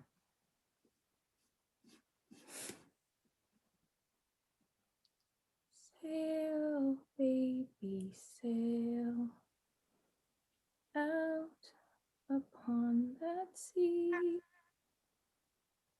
Only don't forget to sail back again to me. Well, honey, how did you like it? It was lovely, Ma Rachel. Now I'm just beautifully sleepy. I think that perhaps I'll go to the land of laughter tonight in my dreams. I'll go in the slumber boat and come back in the morning and tell you all about it. Shall I? Yes, honey. Only don't forget to sail back again to me. Rachel! Oh, Rachel, I nearly forgot. John is coming here tonight to see how you are. He told me to tell you so. Very well. Thank you.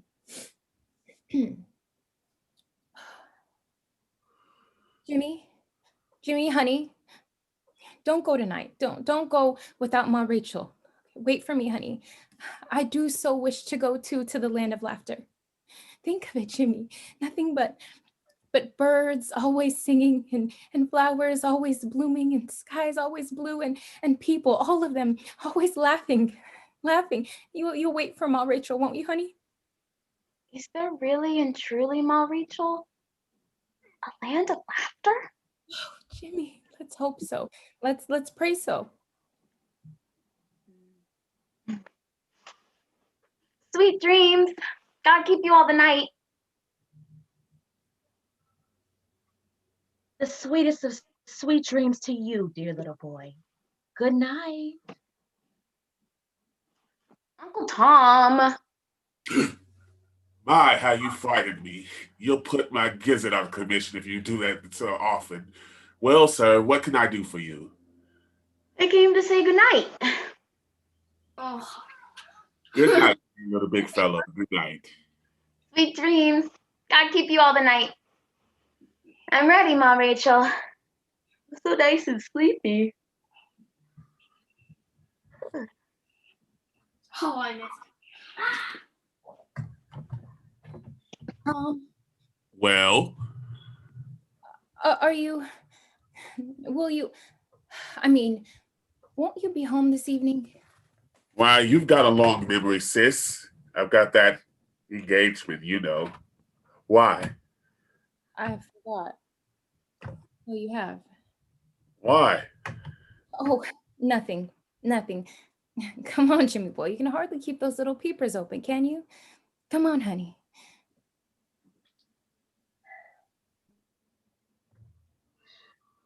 I try to make out what could have happened, but it's no use. I can't.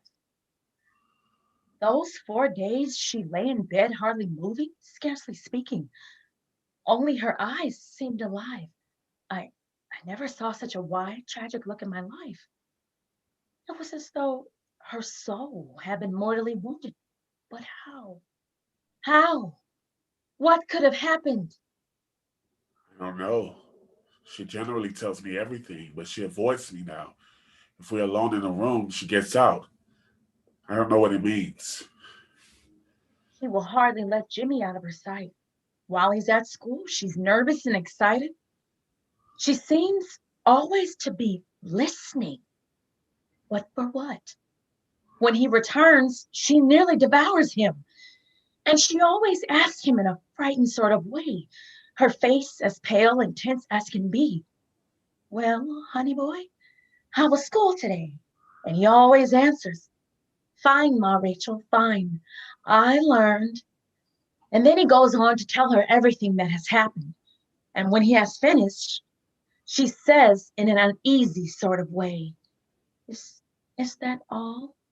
And when he says yes, she relaxes and becomes limp. After a little while, she becomes feverishly happy.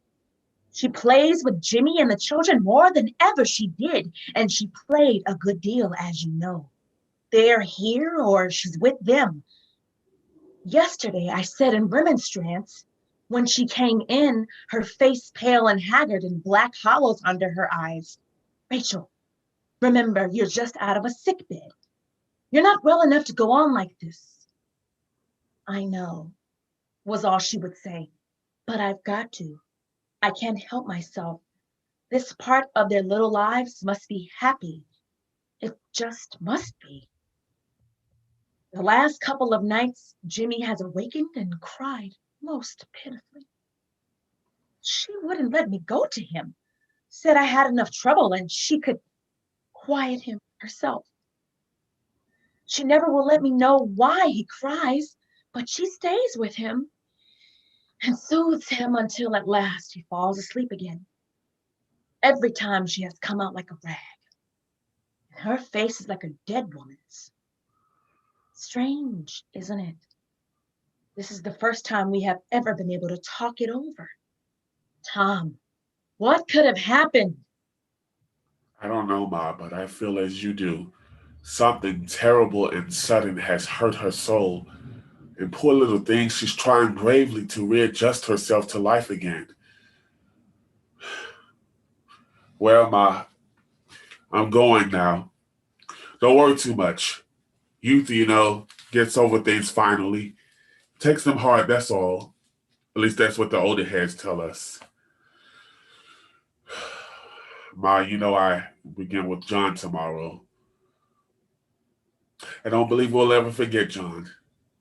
Good night.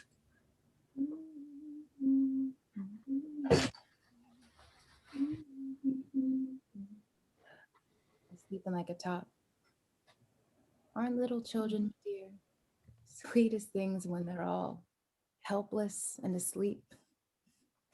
One little hand is under his cheek and he's just smiling. Where's Tom?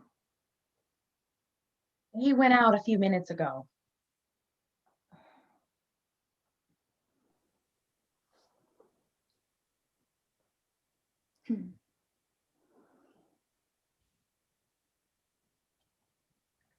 Ma, you aren't going anywhere tonight, are you? I've got to go out for a short time, about 8:30. Mrs. Jordan, you know. I'll not be gone very long, though. Why? Oh, nothing particular. I just thought it would be cozy if we could sit here together the rest of the evening. Can't you go tomorrow? Why, I don't see how I can. I've made the engagement. It's about a new reception gown, and she's exceedingly exacting, as you know. I can't afford to lose her. No, I suppose not. All right, dear. Oh, my kitties, they're late this evening. Why so late, kitties? We've been playing hide and seek and had the mostest fun. But we promised all of us that if we could play until 7:30 tonight, we wouldn't make any fuss about going to bed at 7 o'clock the rest of the week. It's awfully hard to go. I hate to go to bed. So do I. No, I don't. I love bed. My bed, after Mother tucks me all in, is like a nice warm bag. I just stick my nose out. And when I lift my head, I can see the light from the dining room coming in under the door. And I can hear my mother and father talking nice and low. And then, before I know it, I'm fast asleep. And I can dream pretty things, and in about a minute, it's morning again. I love my little bed, and I love to dream. Well, I guess I love to dream too. I wish I could dream though without going to bed. When I grow up, I'm never going to bed at night. You'll see. Grown-ups, they just love to poke their heads out of windows and cry, "Children, it's time for bed now. You better hurry too, I can tell you." They sure are queer. For sometimes when I wake up, it must be about 12 o'clock, and I can hear my big sister giggling and talking to some silly man.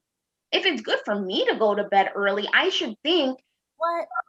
Here's my little Jenny. Excuse me, Louise, dear. Oh, her cold is awful bad. She coughs like this and snuffles all the time. And she can't talk out loud, and she can't go to sleep. Mother says she's feverish. I think that's what she says. But Jenny says she knows she could go to sleep if you come and sit with her a little while. I certainly will. What will you do, honey? Oh, you're the very nicest grown-up, except my mother, of course, I ever knew. You knows all about the little children, and you can be one too, although you're all grown up. I think you would make a lovely mother, don't you? Oh, yeah. She would make the best mother. Mhm. Come, kitty. You must go now, or your mothers will blame me for keeping you. My dear, I'm going to sit down with little Jenny a while. I'll be back before you go, though. Come, kitty. Say goodnight to my mother. Sweet Good night. Good night. God keep you all the night. Good night.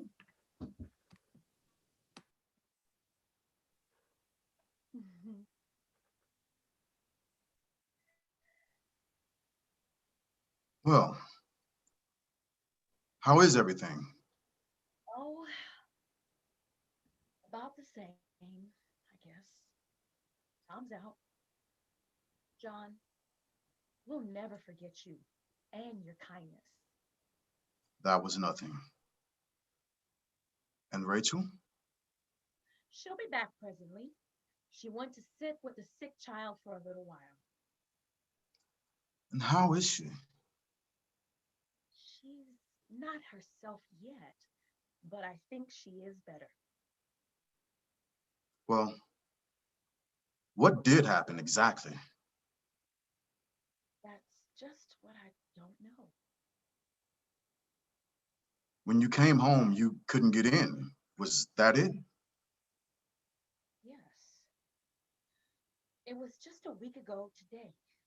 I was downtown all the morning.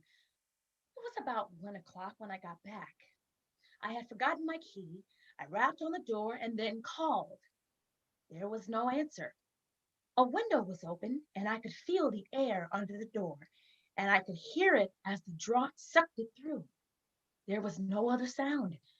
Presently, I made such a noise that people began to come out into the hall. Jimmy was in one of the flats playing with a little girl named Mary. He told me he had left Rachel here a short time before. She had given him 4 cookies, 2 for him and 2 for Mary, and had told him he could play with her until she came to tell him his lunch was ready. I saw he was getting frightened, so I got the little girl and her mother to keep him in their flat. Then, as no man was at home, I sent out for help. 3 men broke down the door. We found Rachel unconscious, lying on her face. For a few minutes, I thought she was dead. A vase had fallen over on the table and the water had dripped through the cloth and onto the floor. There had been flowers in it. When I left, there were no flowers here. What she could have done to them, I can't say. The long stems were lying everywhere and the flowers had been ground into the floor. I could tell that they must have been roses from the stems. After we had put her to bed and called the doctor, and she had finally regained consciousness, I very naturally asked her what had happened. All she would say was, "My dear, I'm too tired, please." For 4 days, she lay in bed, scarcely moving. speaking only when spoken to. That first day when Jimmy came in to see her, she shrank away from him. We had to take him out and comfort him as best we could. We kept him away almost by force until she got up. And then she was utterly miserable when he was out of her sight. What happened, I don't know. She avoids Tom and she won't tell me. Tom and I both believe her soul has been hurt. The trouble isn't with her body. You'll find her highly nervous. Sometimes she is very much depressed. Again, she is feverishly gay, almost reckless. What do you think about it, John? Had anyone been here? Do you know? No, I don't. I don't like to ask Rachel, and I can't ask the neighbors. Of course not. You say there were some flowers? Yes. Hmm.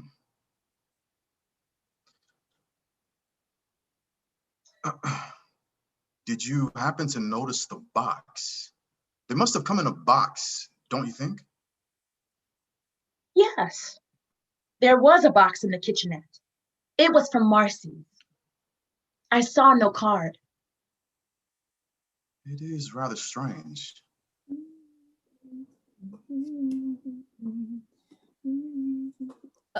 Hello, John. I thought that was your hat in the hall. It's brand new, I know, but it looks John-like. How are you? Oh, Ma, Jenny went to sleep like a little lamb. I don't like her breathing, though. Who's dead? Dead, Rachel? Yes, the atmosphere here is so funereal, it's positively creepy.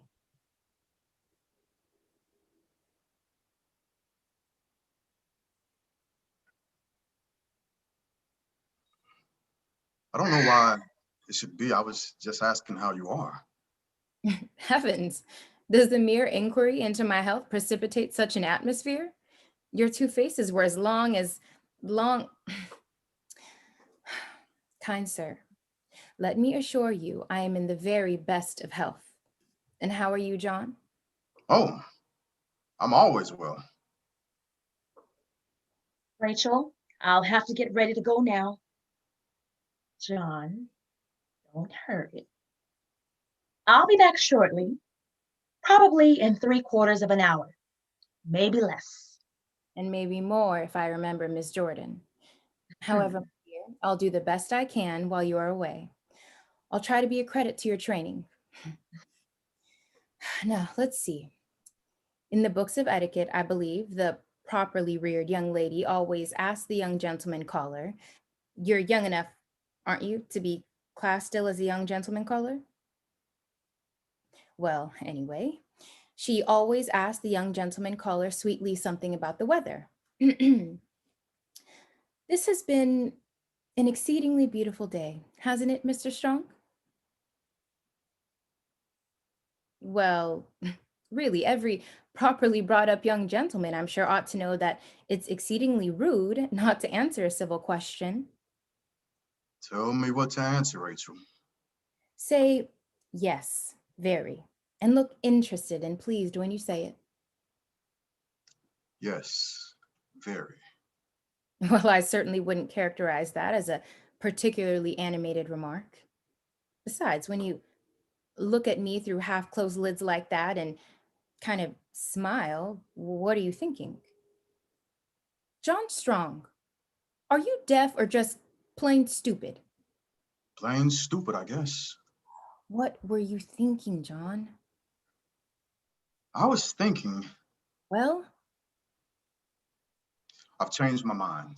you're not going to tell me. No, Goodbye, children. Rachel, don't quarrel so much with John. Oh, let me see if I have my key. Yes, I have it. I'll be back shortly. Goodbye. Goodbye, my dear. Hurry back as soon as you can, won't you? Mm-hmm.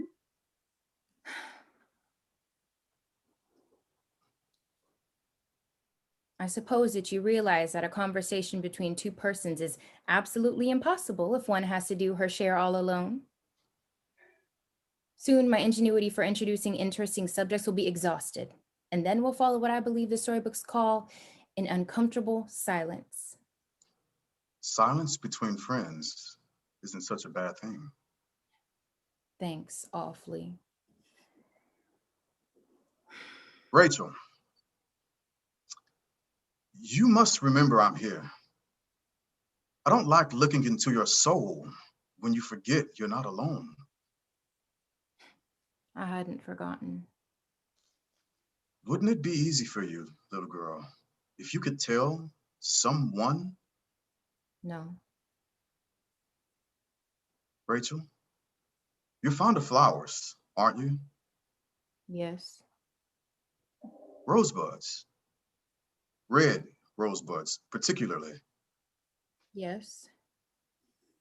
Did you dislike the giver? No, of course not. Rachel, why did you kill the roses then? Oh, John, I'm so sorry Madeira told you that. She didn't know you sent them. So I gathered. Rachel, little girl, why did you kill them? Don't you believe it a kindness sometimes to kill? You considered it a kindness to kill them? Yes. Do you mean the roses? John, oh, must I say? Yes, little Rachel. No. Little girl. Little girl, can't you tell me why? Can't. It hurts too much to talk about it yet, please. You don't care, then. Rachel, look at me, little girl.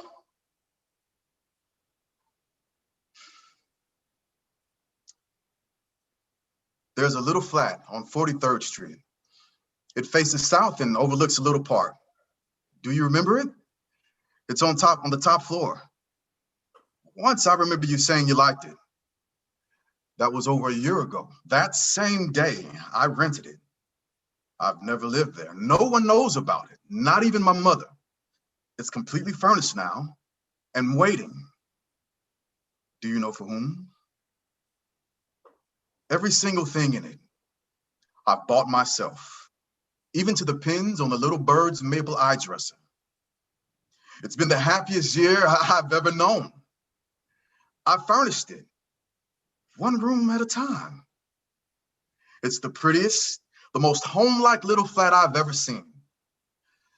Everything there breathes love.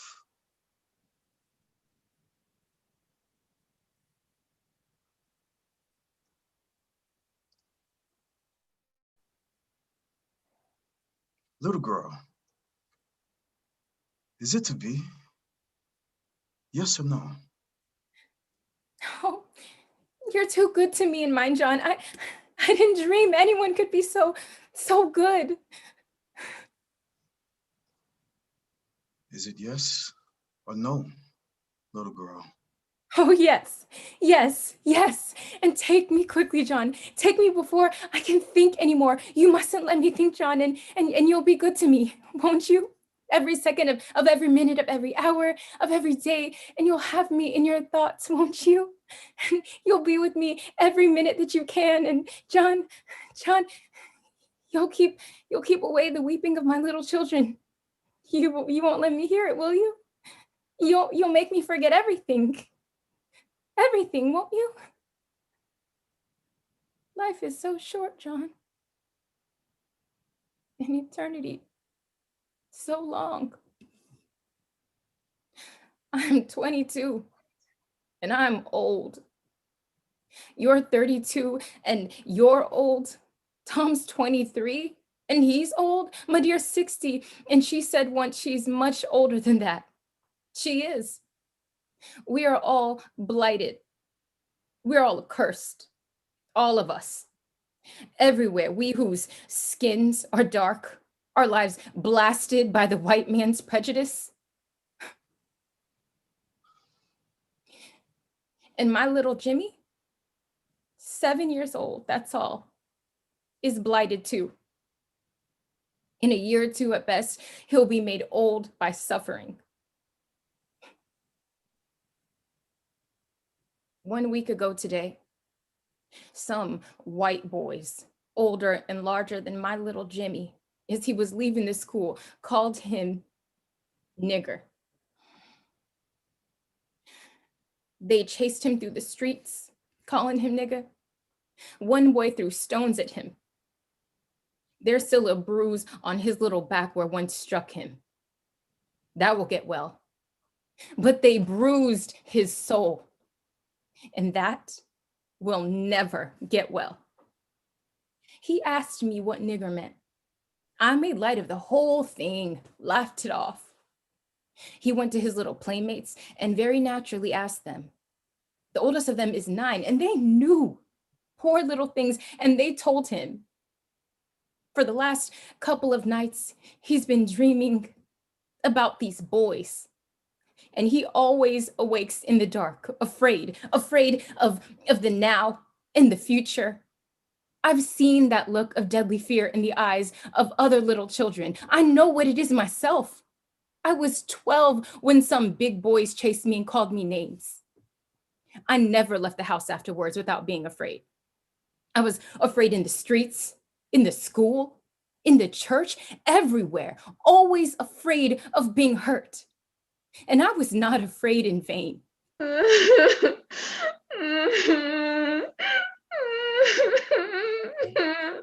he's blighted. Honey, I'm right here. I'm coming in just a minute. Don't cry. If it nearly kills me to hear my Jimmy's crying, do you think I could stand it when my own child, flesh of my flesh, blood of my blood, learned the same reason for weeping? Do you?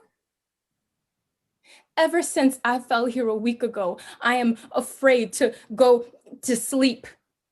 For every time I do, my children come and beg me, weeping, not to bring them here to suffer. Tonight, they came when I was awake. I have promised them again now by Jimmy's bed. I have damned my soul to all eternity if I do.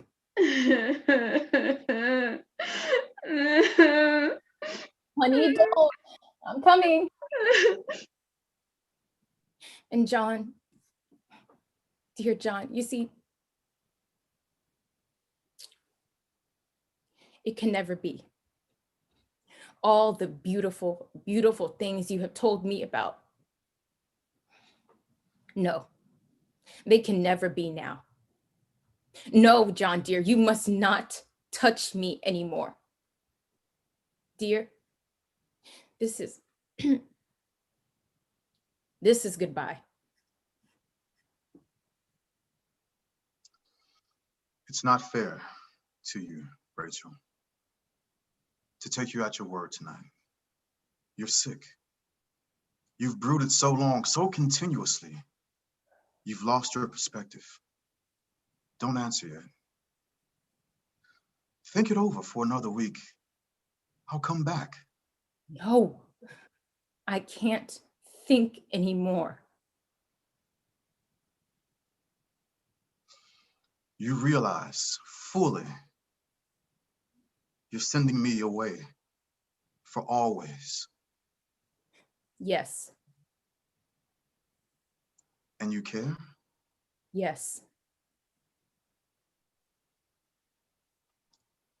It's settled then. For all time. Goodbye. Yes. Goodbye, dear little Rachel. Goodbye. God bless you. Goodbye.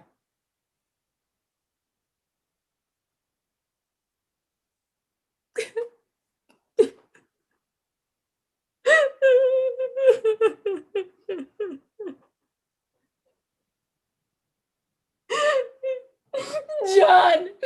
John!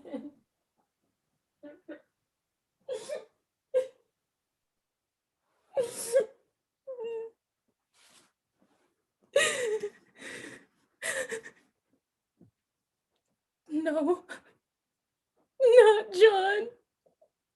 Not for us. Oh, John, if it only, if it only.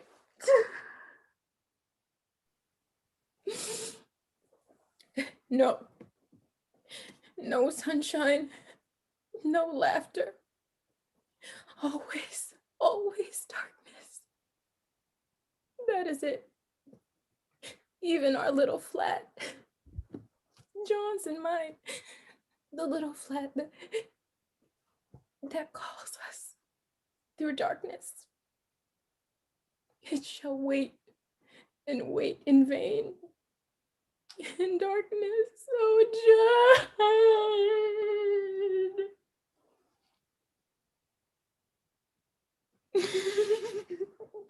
And my little children, my little children.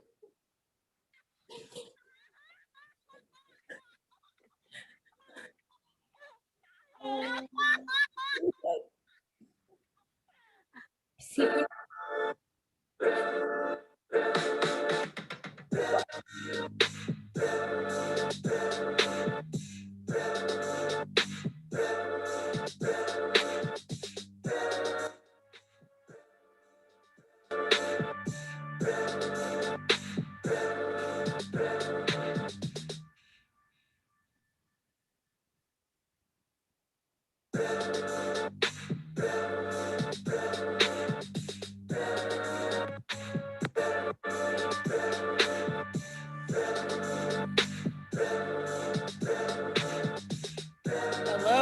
Hello.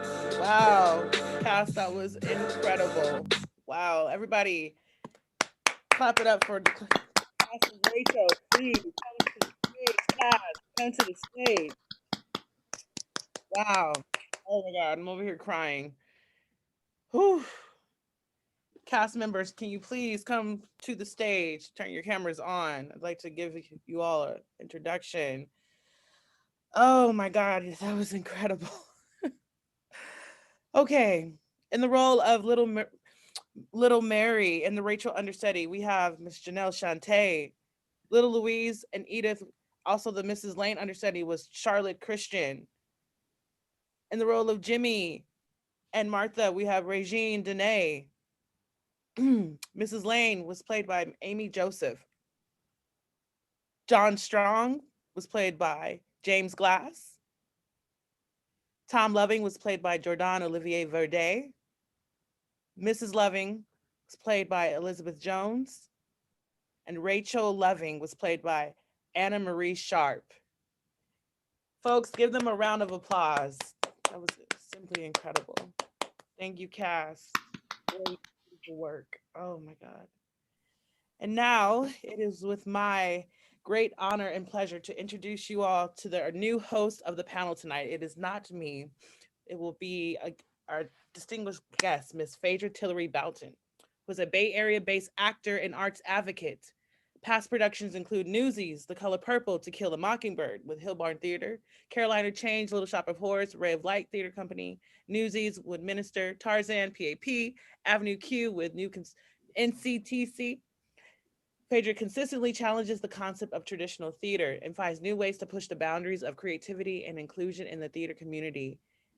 Folks, let's give a warm welcome to Miss Phaedra Tillery Boughton. Thank you. Thank you. Great job, Cass. That was such a moving piece, and I'm so excited that I got the opportunity to watch you. So bravo to you guys, even bravo for you guys doing the Zoom. I know that was not easy, adjusting to all of those things, but you guys did a great job, and I appreciate you guys for doing that tonight, and I can't wait to see more from all of you and continue to work during COVID and keeping us entertained here at home. Yes, thank you, Phaedra.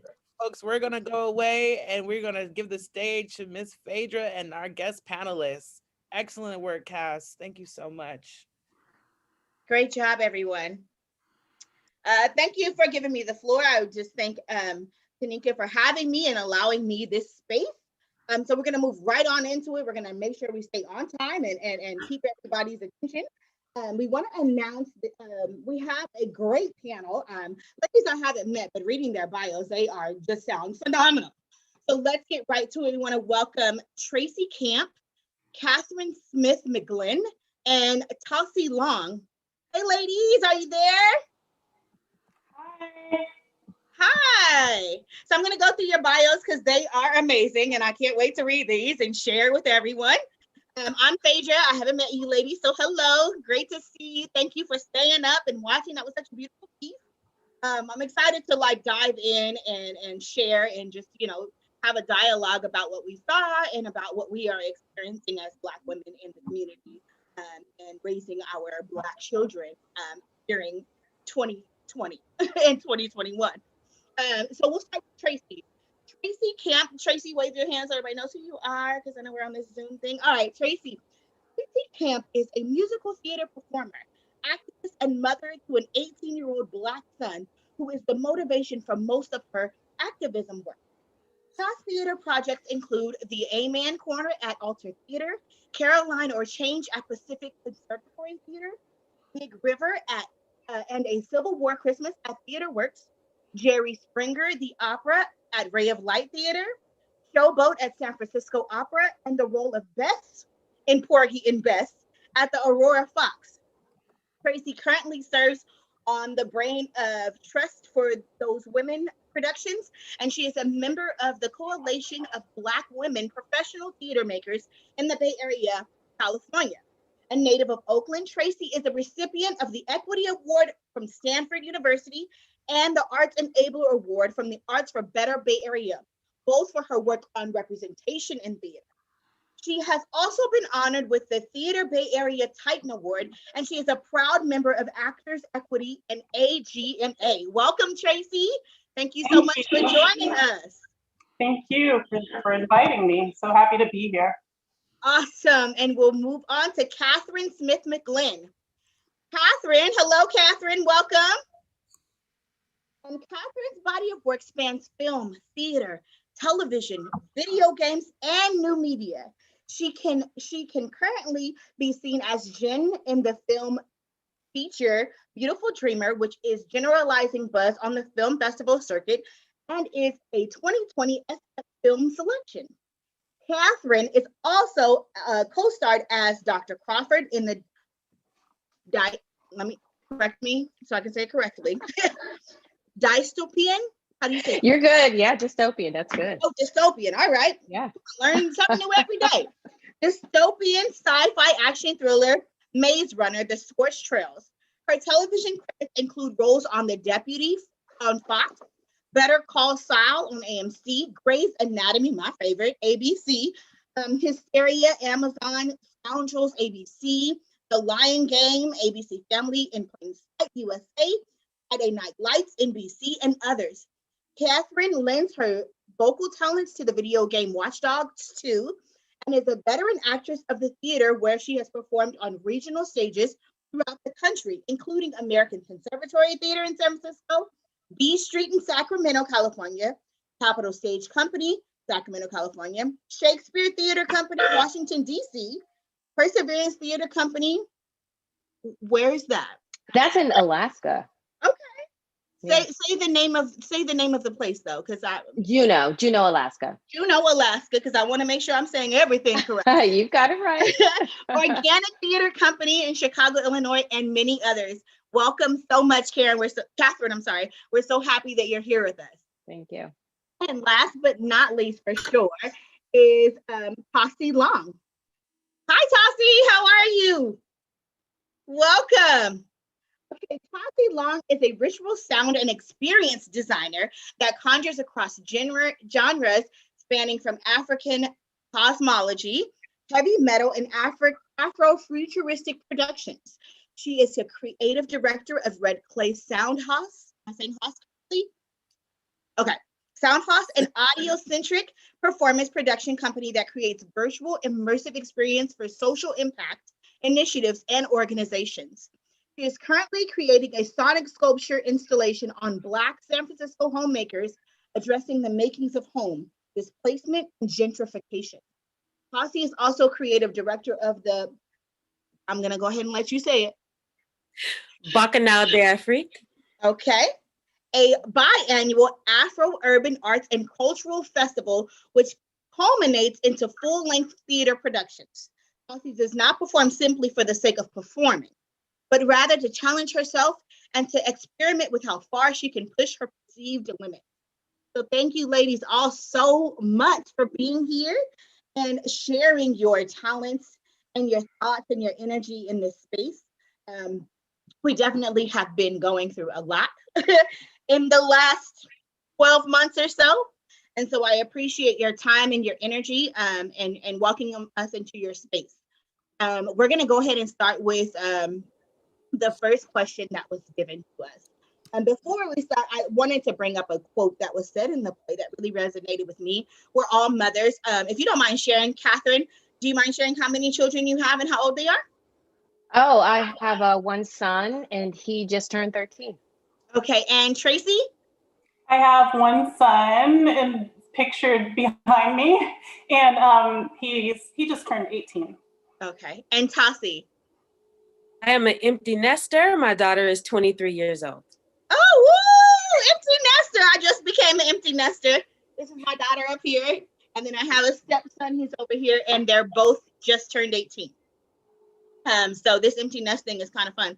But also scary in the same right? So one of the quotes that I read that I thought was moving to me was, as a mother, was said by Rachel, by Mrs. Loving. And she said, when you're little, we mothers can kiss away all the trouble. But when you grow up and go out into the world and get hurt, we are helpless and there's nothing we can do. And I don't know about you ladies, but I definitely feel, I felt that entire line. My daughter graduated in 2020 this year, and she moved out, and it's just been a trying time of like that learning of letting go and allowing her to create her own destiny and her own choices, because as mothers, we always have our choices for them, right? So we'll go into the first question. What are obstacles that you have faced as a Black mother? And we'll go ahead and start with Catherine. Oh gosh. I think one of the things that I feel is, trying to advocate for your children, especially when it comes to their education. And that unconscious bias that comes from not only, some of the educators and administrators, but also from their peers, I remember the first time he came home when he was called the N-word, and that was second grade.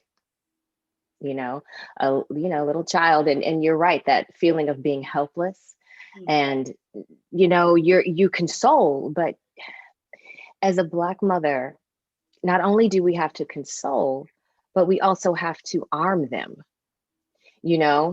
and so you want them to melt in your arms, but at the same time, you have to arm them so that they don't crumble under that, so it's not all, soft, you got to be soft, you got to, and that's unfortunate because our children are not allowed to just, be kids and to just come home in a puddle of tears and you just go, oh, there, let's just, let's forget about that. I can't say, don't worry about that. That's been one of the biggest obstacles. And how I've dealt with that, though, is, being a fierce advocate as much as I can be at school. I have to admit, I am one of those mothers. The principal knows my name. Guilty. And it's just, and if this institution can't give me what I need, then okay, let's move on to the next, pulling my kid out of here, and we're going to go over here until I found the right spot for him. And so, that's the biggest obstacle right now, because it is right now about his educational career. and arming him for the future so that he can become independent and make his way through this world, you know? Absolutely. Thank you Yeah. so much, Catherine. Tracy, I'm going to ask you the same question. We're just going to kind of go through these. We have a time limit, but we want to make sure that everyone's voice is heard. So Tracy, I'm going to ask you the very same question. What are the obstacles you have faced as a Black mother? Definitely what Catherine was saying about seeing my child lose his innocence before he was ready. During the whole George Floyd, like the aftermath of that, I remember hearing a lot of white people talking about how they need to talk to their kids about racism and so on, and when's the right time and this and that. And we don't really get a choice in that. Like when we're raising our kids, like they come home after some incident. My son, same thing, second grade, 7 years old, came home saying, oh, this kid said he couldn't play with me because black kids and white kids can't play together. The biggest thing for me is my constant fear of the worst. My son has had the police called on him twice, once when he was 14, once when he was 15. He's, if you knew him, like you would just be shocked to think that anybody would think that he needed the police called on him. He sings musical theater, he loves Star Wars, he's really geeky, you know? But it's a common experience for Black kids. And so like a line that resonated with me in the play, the one about, I don't remember the exact line, but Rachel says it about Black mothers, about the things that break our rest at night. And yeah, it's a normal occurrence for me to like wake up in the middle of the night in fear. And it started with a really mild, I mean, not a mild thing, but a painful thing. And I haven't even talked to my son about this. I don't even know if he was aware about it. And it's something that just really hurts me. And I keep going back to it, which is, it's just, I can't believe it's like still in my head, because it happened, I guess, 12 years ago when my son was 6 years old. At his school, he went to a predominantly white school, and the teacher had them do this assignment to, she gave the kids like these paper dolls to decorate and put faces on and so on. And the assignment was to talk about how your family ended up in the United States. So a messed up assignment, first of all, like, because I mean, I guess the teacher's assuming there are no indigenous kids there. And then my son being, I think he was one of 2 Black kids in his class, just like when you compare how we came to be in the United States versus how his classmates came to be in the United States, there's just this huge difference. So anyway, when I was helping my son work on this project of his, and my family had actually traced back our ancestors to the 1600s in the United States.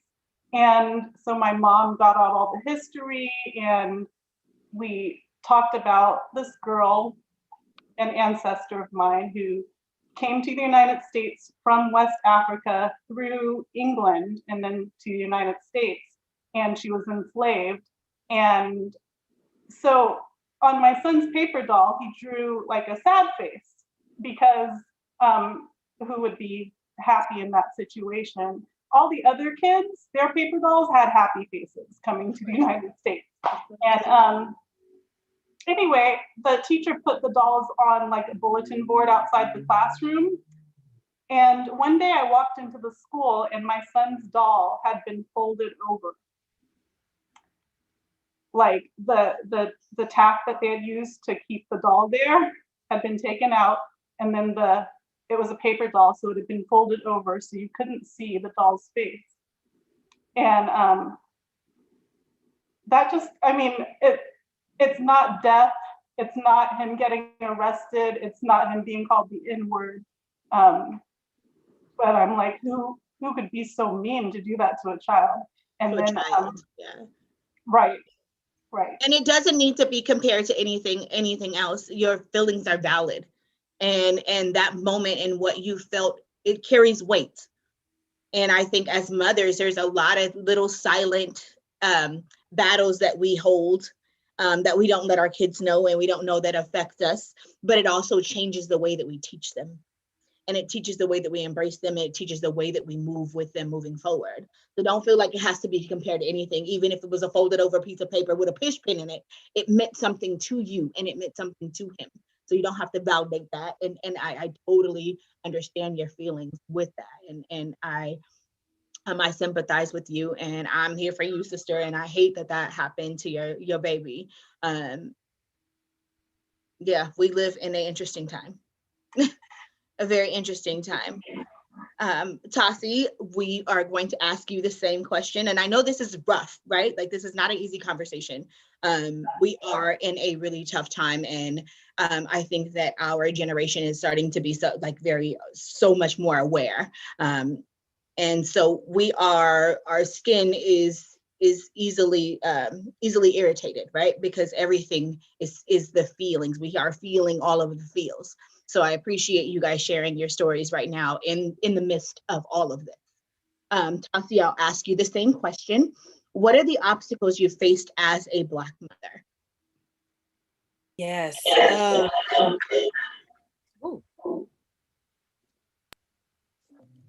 I heard a massive echo. Did you guys hear that? I did, but it's gone. Okay. So first I want to just say, Catherine and Tracy, I just send you both so much love as mothers and as beautiful women. And it is an honor to hear you share your story, especially right now as an empty nester. I was a young mother, and so I wasn't around a lot of peers. I didn't have peers to talk motherhood with. This is, in a way, it feels like I'm talking motherhood with peers. I spoke about motherhood with elders. I was always around, my elders, my aunts and my grandmother. And it was a difference, this is a generational difference. So one of the challenges that I faced was being a young mother, being, walking into schools, being young, and everybody saying, it was always a comment on my looks versus what I had to say about my child. You're so pretty.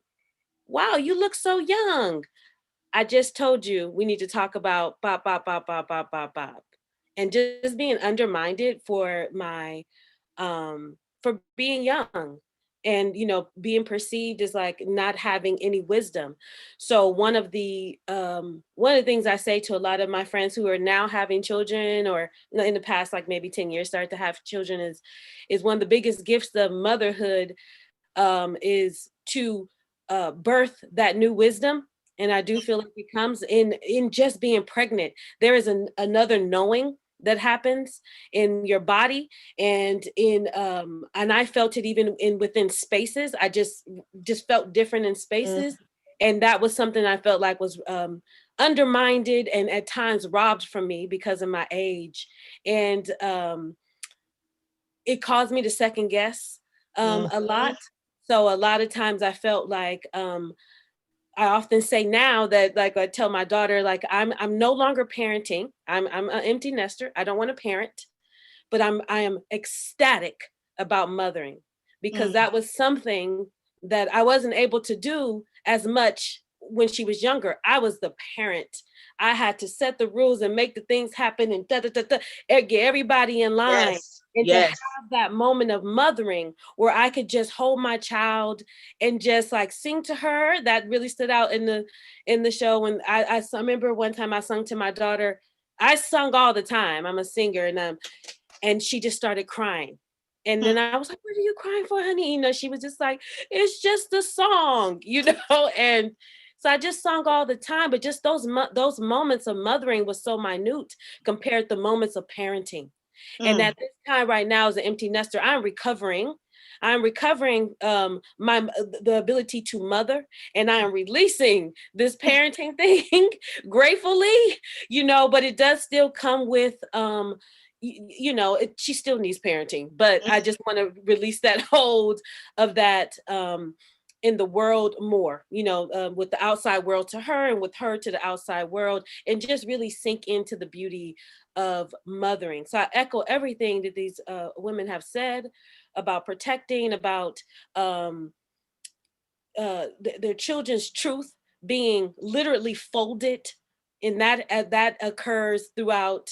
I've experienced out through my own folding, people's folding me and folding my daughter's visions, Yeah. and creativity and everything. It's just a continual folding. So I just really just thank you, Catherine and Tracy, and Phaedra for speaking.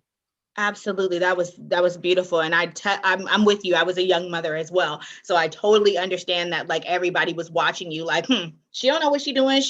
And it was like, oh yes, this is what I'm going to do. Right. Like, I'm going to get this. And I think that one of the biggest obstacles I faced as a Black mother was because we have so many pressures on us as Black women to create, to be this massive person who takes care of everything all the time, and to actually let go of my dreams that I had for her.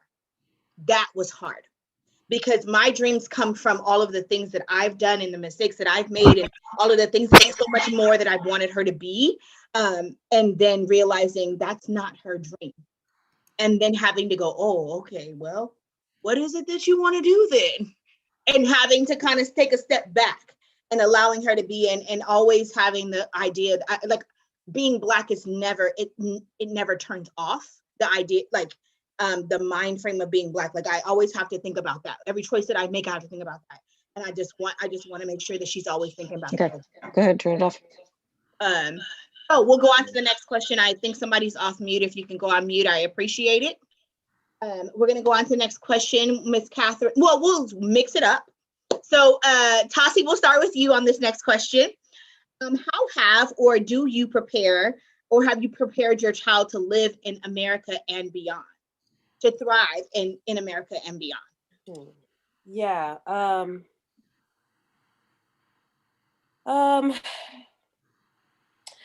It starts with trusting that I planted seeds. Trust right now in my life, her being the age that she is, trust that I planted the seeds. And the seeds that I planted were through ritual. And so that's how I prepared her for the world. We stayed in ritual. I created ritual and ceremonies for everything as rites of passages to memorialize her growth, memorialize an idea that she may have, and really make it a big deal. And those rituals, I created many along the way, were rooted in her knowing that her intuition, reaffirming her intuition, not the world's idea. And I would often say, not even mommy's idea, your intuition, when she had those moments of, Mom, something made me just open up the window. When I looked outside, it was a dog just going down the street by itself. And I went out there to go get it. Baby, that feeling that you had, you better hold on to that and listen to that throughout life, because that is your sweet whispers. And I will memorialize that and ritualize those moments to help her, implant in her intuition, because that was what I often felt was ripped from me. I didn't have a rooting in that. And so it was just a big deal that her, as a Black woman, I'm raising a Black woman, like, to follow that intuition, follow your umbilical cord, follow your voice, follow those things, and you hear them, you feel them at this age, and so the way I prepare her is through spirit. I do what my grandmother did. I do what my mama did. They rock and sang and prayed. I woke up with them praying and shouting around the house, and my daughter woke up with me saging and praying and shouting as well. So that's how I protected her for America. Because the ancestors gonna do way more than I can do, way more than anybody out there can do. And I have to trust in that I planted those seeds. So that's how I prepare for that. Yeah. Awesome. Okay, Tracy, we're on to you. How have you, I mean, we got to come after that, right? How have you prepared your child to thrive in America and beyond? Oh my goodness. Well, I wish I had Tossie around while I was raising him, because I would have done all that. She got me riled up, right? Right. So I've really made an emphasis on showing him that there's more to life than the United States. So I have taken him all over the world. He's been to Ghana, he's been to Egypt, he's been to Uganda, he's been to Togo, he's been to Europe and Asia. And I want him to know that there's the world is big. He's not what this country thinks of him.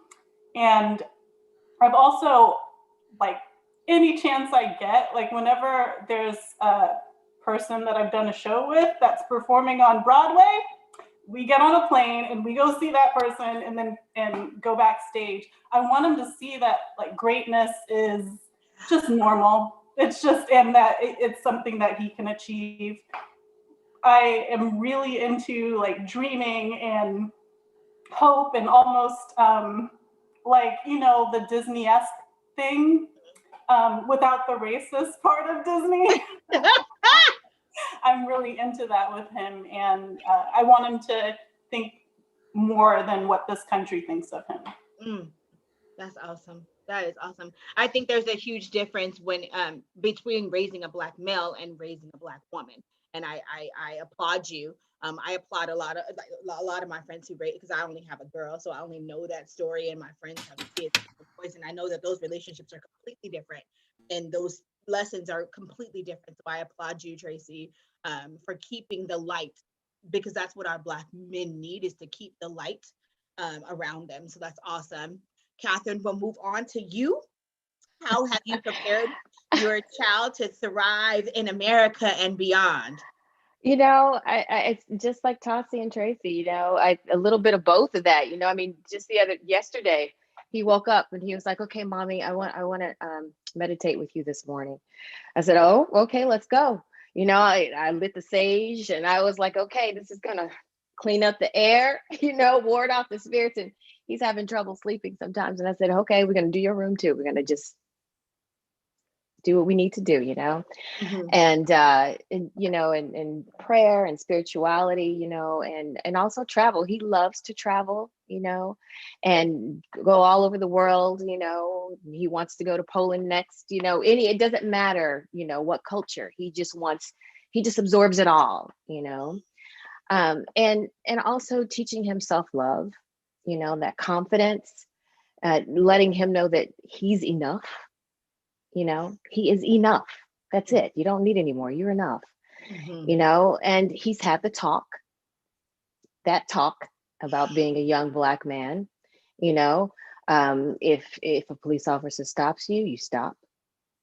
That's been tough, with some of his friends. We live in Sonoma County, and people of color are far and few in between, but we're growing here. And when he sees his friends, they're able to do things, sometimes, and mouth off and do whatever. And we're like, yeah, you can't do that. Can't do that. Yeah. And getting him to understand, why, and without crushing his spirit, and trying to do it with humor. We love to smile and laugh. I think Black people are so Chekhovian. We're so Chekhovian as Black people, even though we have immense pain, we see that laughter through, we see the laughter through tears, and we're, Black people, our sense of humor, I think, shines through because we deal with so much pain in this world, And I also teach him, and this is the truth, that you've got to really strive in terms of, if he's at school, it's like, you have to do the extra credit. You don't have a choice. Mm-hmm. You have to do the extra credit, because the truth is that in this world, we have to work harder. Mm-hmm. We have to be better. Mm-hmm. We're not rewarded for mediocrity ever. And that's just the truth. And you know, Black excellence and what we, you know, it's just the truth. And that it doesn't seem fair sometimes, but it is the truth. And, you know, I don't think that any person of color can deny that in this world, we have to work harder. We don't have the option to fail in a lot of situations. Mm-hmm. And it's not fair, but it's the reality that we live in. So, you know, just kind of a mismatch of things that I try to instill in him to help him, you know. I feel like there's so many things that we have to teach our children in order to thrive in America. There's so many things that other nationalities don't have to even have a conversation about. And there's so many things that we have to check off these boxes just to keep our children safe and to come home or to be successful. Like it just is so many extra conversations that we have to have with our children. One of the things that I told my daughter, and I made her recite it, I will no longer accept average because I am great. And we said it before bed, we said it in the morning, we said it on the way to work, on the way to school. Like we commuted. We lived in Vallejo at the time, and we commuted to San Francisco, and I had her going to school, the charter school in San Francisco, just because I wanted her within reach, because that's where I worked and we lived far. But on that BART ride and on that commute in the morning, I will no longer accept average because I am great. We writing, we doing the homework and everything. And after school, we was in rehearsals, and she was in the audience while I'm on stage. And what are we supposed to say? It's always we're constantly pouring into our children, because we know what America is, and we know that it was built by us, but it was never built for us. And so we have to make sure that our kids are ready for that. And one of the other things that I made sure to tell her is that don't be afraid of difficult conversations. No matter who it is, whether it's me, whether it's school, whether it's home, a lot of things can be squashed with just a conversation, and don't be afraid of those things. So those were things that I poured into her in order to prepare her for America. Last but not least, Tracy, we're going to start with you on this question. And we'll end with this question, and anything you guys want to add after that. What are your dreams for your child, or if you have more than one, what are your dreams for your children? My dreams for my child, I heard an echo just now too, but I guess it's okay. You're fine. So yeah, my biggest dream is that he is able to have a happy life, a life in which he feels fulfilled, a full life, a healthy life. I had kind of like a breakdown a few months ago. It was a little bit before the election. I was like in my bed. It was 1 a.m. I couldn't sleep. And I just like started thinking about our family and how, my mother was able to trace our ancestors back to the 1600s here. Wow. And I'm like, it's been centuries. And, my parents are like the first generation out of poverty because of people who fought for them to have opportunities to be able to go to school and then get jobs and so on. And I was just thinking about how we're still, like, even though they were able to give me a comfortable life, and because of them and the people who fought for them, I was able to give my son a comfortable life. Like, even though we have, like, we're no longer in poverty, we're still not good. Like my father died too young at 62. Like my brother died too young at 42. Like all like stress-related diseases, high blood pressure, stroke. Like my other brother has high blood pressure. My mom has Alzheimer's, which she was diagnosed with in her 60s. And so I was in my 30s raising a little boy, while taking care of my mom. There's just like so much stress in our lives because of racism. There was the story in the play about the boy getting chased and being called the N-word. That happened to my dad. and he was actually assaulted, and he was actually permanently blinded in one eye from that incident. So it's just like, there's just so much, and it's like a snowball effect. And so I'm just like, my dream for my son is that he gets to a place where he and his family are okay, like not only out of poverty, but also healthy and able to live a long life without that stress of racism. It's a big dream. Yeah. And then that's fine. You can have the biggest dreams for your baby. And I think those are all great things for you that you want for your son. And I think it's important to share those dreams that you have with him. You know what I mean? And I understand the family history and the health. I come from a family with poor health as well. And so it's just been ideal for me to start working out and like being active and letting her see me be active. So like all of those things I definitely understand and agree with and hear you loud and clear. Tasi, we'll go with you. What are your dreams? Well, what is your dream for your children, for your child? Yeah. So my dream is for a regulated central nervous system. That her central nervous system is regulated, that is brought back to normal and is not impacted by the shock and devastation of being in a Black body day in and day out, from the day that she was born, from the day that she was actually in my body, from the day that she was actually just a seed in my body, that her central nervous system can be regulated, that she can actually be inside of her body without anxiety, without depression, without doubt, without shame, that she could breathe easily, actually breathe and not hold her shoulders up tight. You know, that she can actually just exist inside of her vessel with ease. That's my wish for all Black children, for all Black mothers, for all Black people, is that our central nervous systems is regulated and at a natural state. Yeah. That's beautiful. Thank you so much, Tati. That's so beautiful. And lastly, Catherine, what are your dreams for your children? Oh gosh, that's just following up on that. All of that is my dream. Okay. Yes. So rich, right? Like, oh, it's yes. You know, and just, you know, for him too, and other children, you know, I have nieces, I have nephews, and I want grandchildren. I want a lot of, I told him, I want 2 baseball teams. You know. Yes.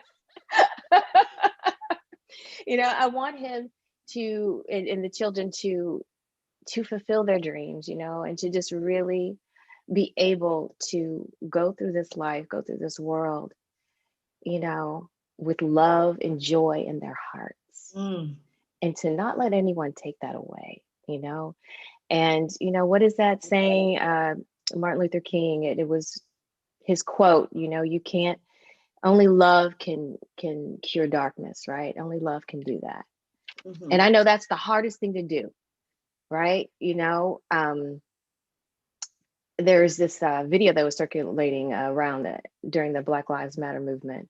And this young woman, you know, at the end of this very, you know, emotional and thought-provoked speech, she said, you know, about what was happening. She said, you know, people are lucky that we just want equality and not revenge, you know, because it is so, and after years and decades, I mean, I'm 52, and, you know, you start thinking back, right? Because we're in all the fields, like you said, Phaedra, and you start thinking back of the trauma that you experienced as a child, that you go, things that you saw, you know, I saw my child mates and how some of us in school were treated a different way, and it scared me. And I was like, oh my God, why is she being treated that way? Or why is he, and why did am I invisible? To some of my teachers, I was invisible.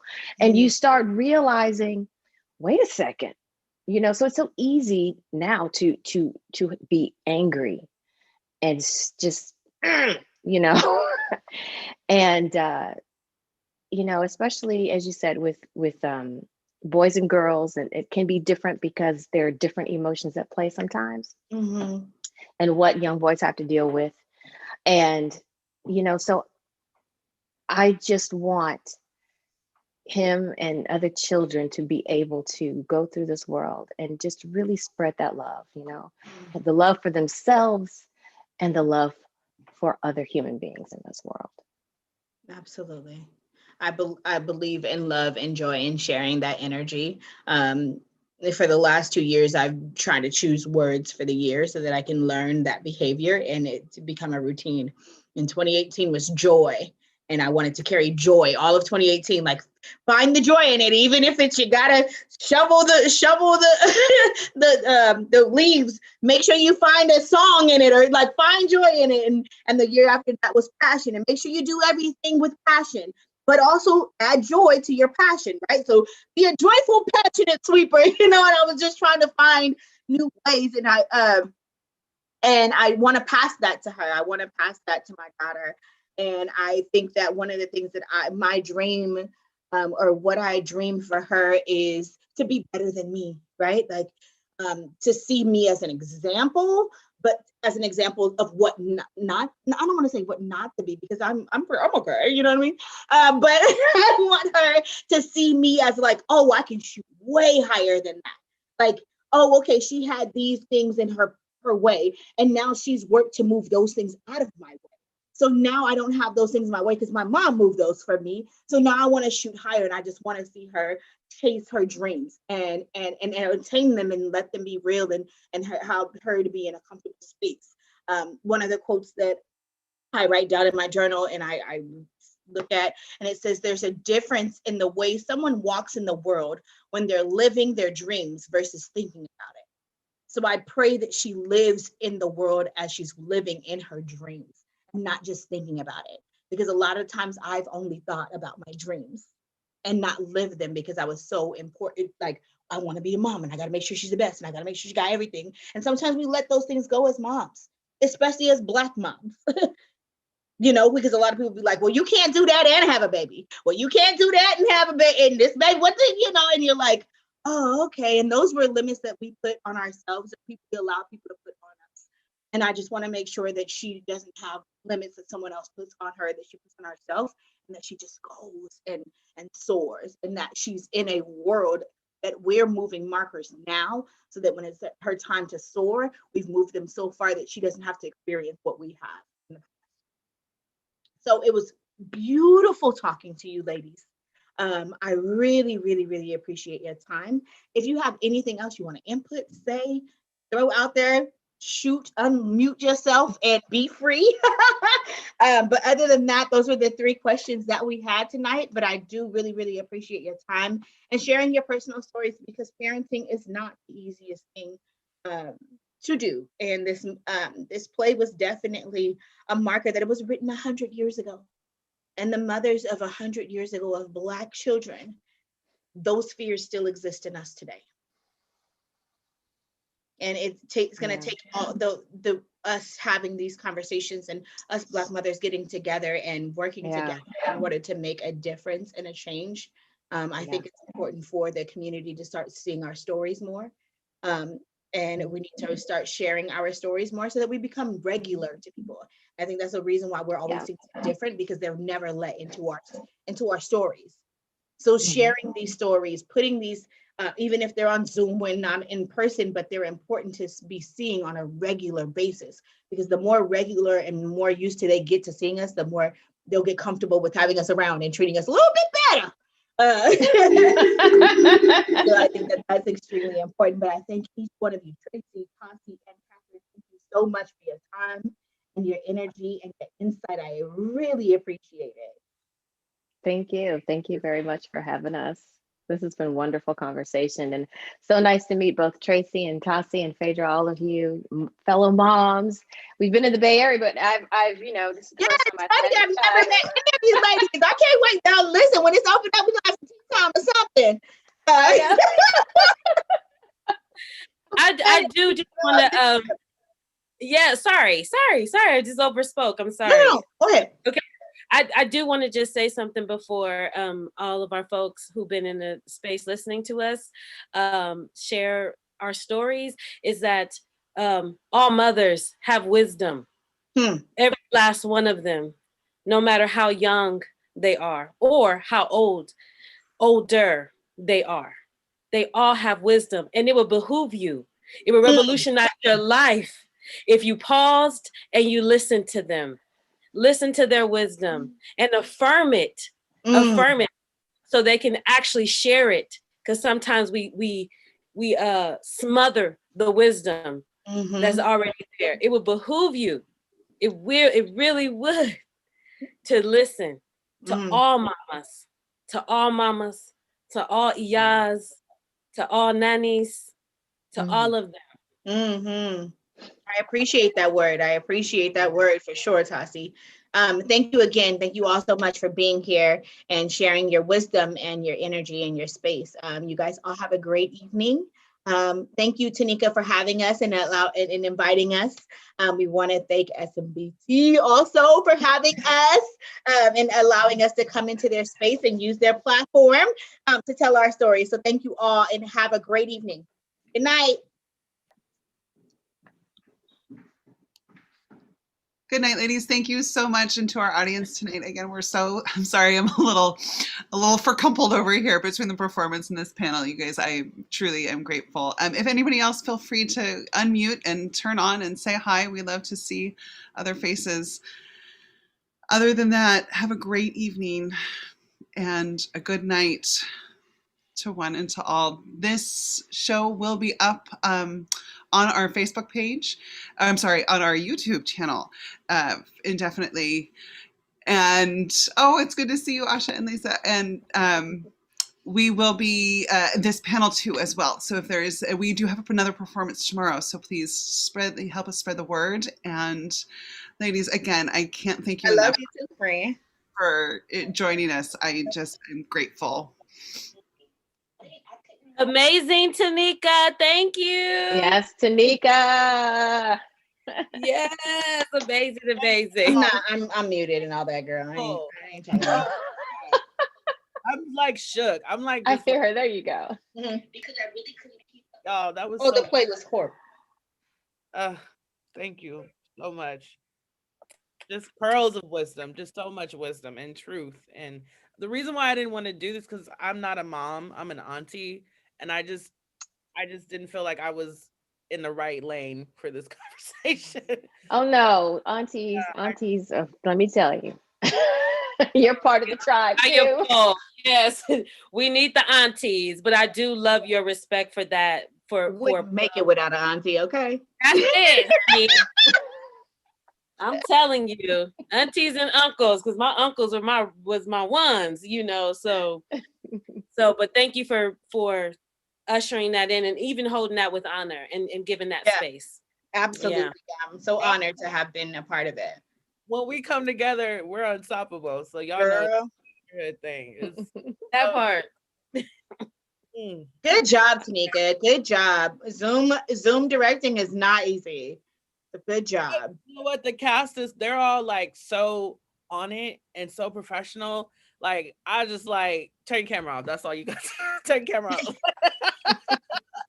Amazing cast. I was sitting here yo, amazing. The costume. Mrs. Lovin. Sharon Pang did the costuming. Incredible. Barbara had the properties. Barbara had the design. Yes. Flowers. All of it. The best collaborative team. Everybody just came through. Wow. That's great. I'm so happy for you. That is awesome. And I'm so glad to meet you, ladies. I can't wait to see y'all. I know. Some tea. We gotta get our tea. Okay. We gotta push Miss Rona to the side so we can. You know, I'm ready. I just Phaedra's missed. not married, y'all. Phaedra's a newlywed. Oh, congratulations! Congratulations. Thank you. We just got married in October.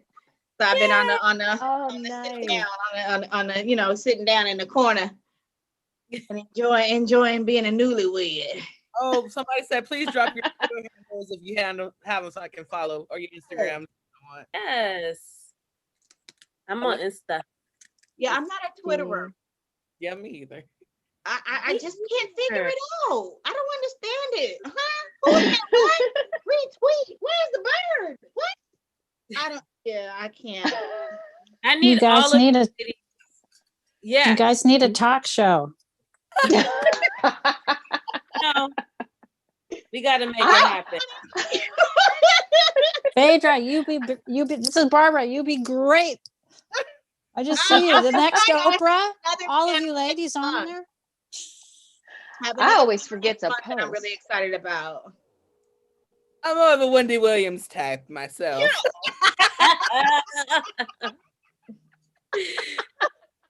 you ladies working on anything else? I mean, I want to see.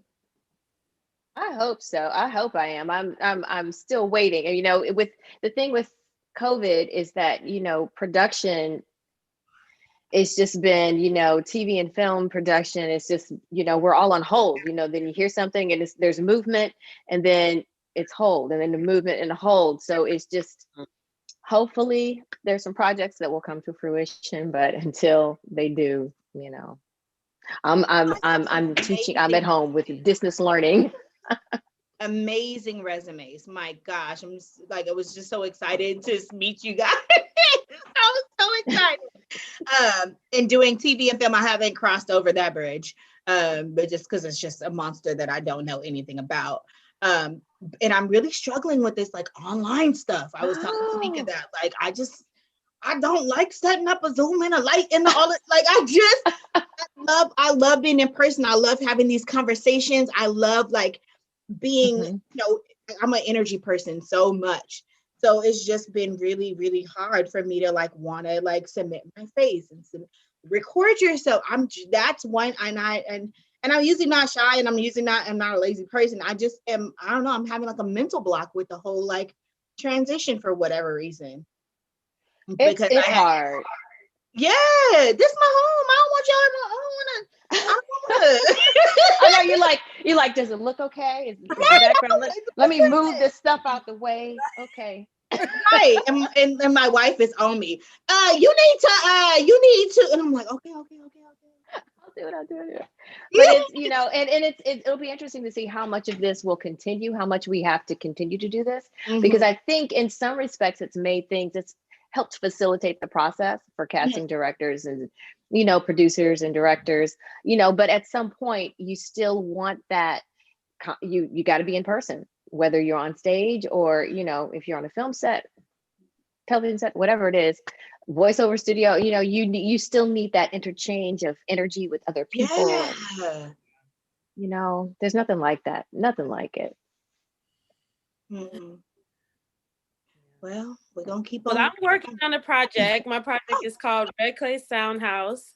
It's going to be a like a sonic sculpture, and where I'm going to be talking about Black San Francisco homemaking, and it comes from the legacy story of my family, my grandmother and grandfather, who migrated from Mississippi to San Francisco, hence red clay.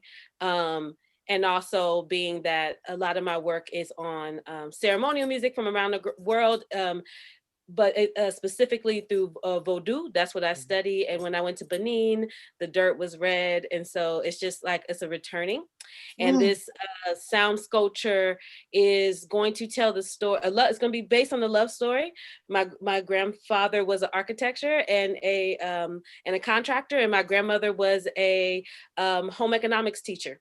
And so they literally were homemaking. You know, they actually built the home and they made the home on the inside. So I come from a legacy of homemakers. So, and so I am going to tell this story through sonic through a collaged, and it also has some film aspect to it, but right now I'm working on the sound aspect. So please be looking out for that. I'm really excited about it. I am obsessed with Black sound, and just hearing all of you voices, I'm just sitting here just like, oh, this is just great, you know? So yeah, so please stay in touch. I can't wait to share it when it's done. Yeah. Yeah, Tasi, I'm there. Yeah. Me Awesome. too. And Tracy, are you working on anything next? I am taking a class. It's a cabaret class, and I have dreams of writing. I have a dear friend who did a one-woman show and inspired me. And I have dreams of doing a show about my family, our history and everything. So my plan is by the end of this cabaret class. So the idea is that I will be singing, and in between the singing, I'll be talking about my mother's story, my grandmother's story, and so on. So my goal is by May, that's when the cabaret class ends, to have my script. Nice. And I might have a producer. Yes. In case that falls through and somebody wants to produce. Hey. All right. Look at Tanika B. It's nothing. It's just OBS crapping. Yeah. The only thing I'm working on next is I have another women's panel that I'm putting together for Black History Month next month, with a few other Bay Area ladies originally from the Bay Area, and just basically talking about auditioning and being Black in the theater community. And so that's going to be later in February with Hill Barn. But I'm just, I haven't, like I said, I took the year off anyway because I was planning for the wedding that got COVIDed. Like COVID shifted the wedding all over the place. So I had an intention of taking the 2020 off anyway. So now I feel like that's why I'm so late to the game of like it hitting me so hard of like transitioning and not wanting to do theater online, is because when I took the year off, everything was fine. Like, oh, okay, I'm gonna take a year off. I'm gonna worry about my wedding, and then when it's over, I'm gonna be back. And now it's over, and I'm like, oh, I don't want to do that. That's not what I thought I was coming back to. What is that? I haven't really auditioned, but I am in the process of writing. I want to write, like I said, I want to share more of our stories and make us a regular thing that you see on stage. Like, oh, there's a Black show, let's go. Not like, oh, when's the next Black show? You know what I mean? Like I literally like scroll all day long looking for what's next. So I just want it to be a regular thing. Like a theater that you go to all the time to be fed. And I just feel like we need to be fed. Sometimes our own stories are remedies, helpful. And even hearing, like I said, hearing Tasi's story and how she is pushing into her child, and those are inspiring to me. And hearing stories from other Black women who understand the struggle and who understand what's real. And I just think that that's really what is needs to be pushed now. Is our stories needs to be pushed, and we need to push them hard. Yes. To that. So again, thank you, Tanika. I'm gonna go refill my cocktail. But it was great to meet you, lovely ladies, and I cannot wait to see the work that you are working on and see you guys when we're out of this mess. Yes. All right, good night. Thank you. Good night. Good night. I'm shutting things down, everyone.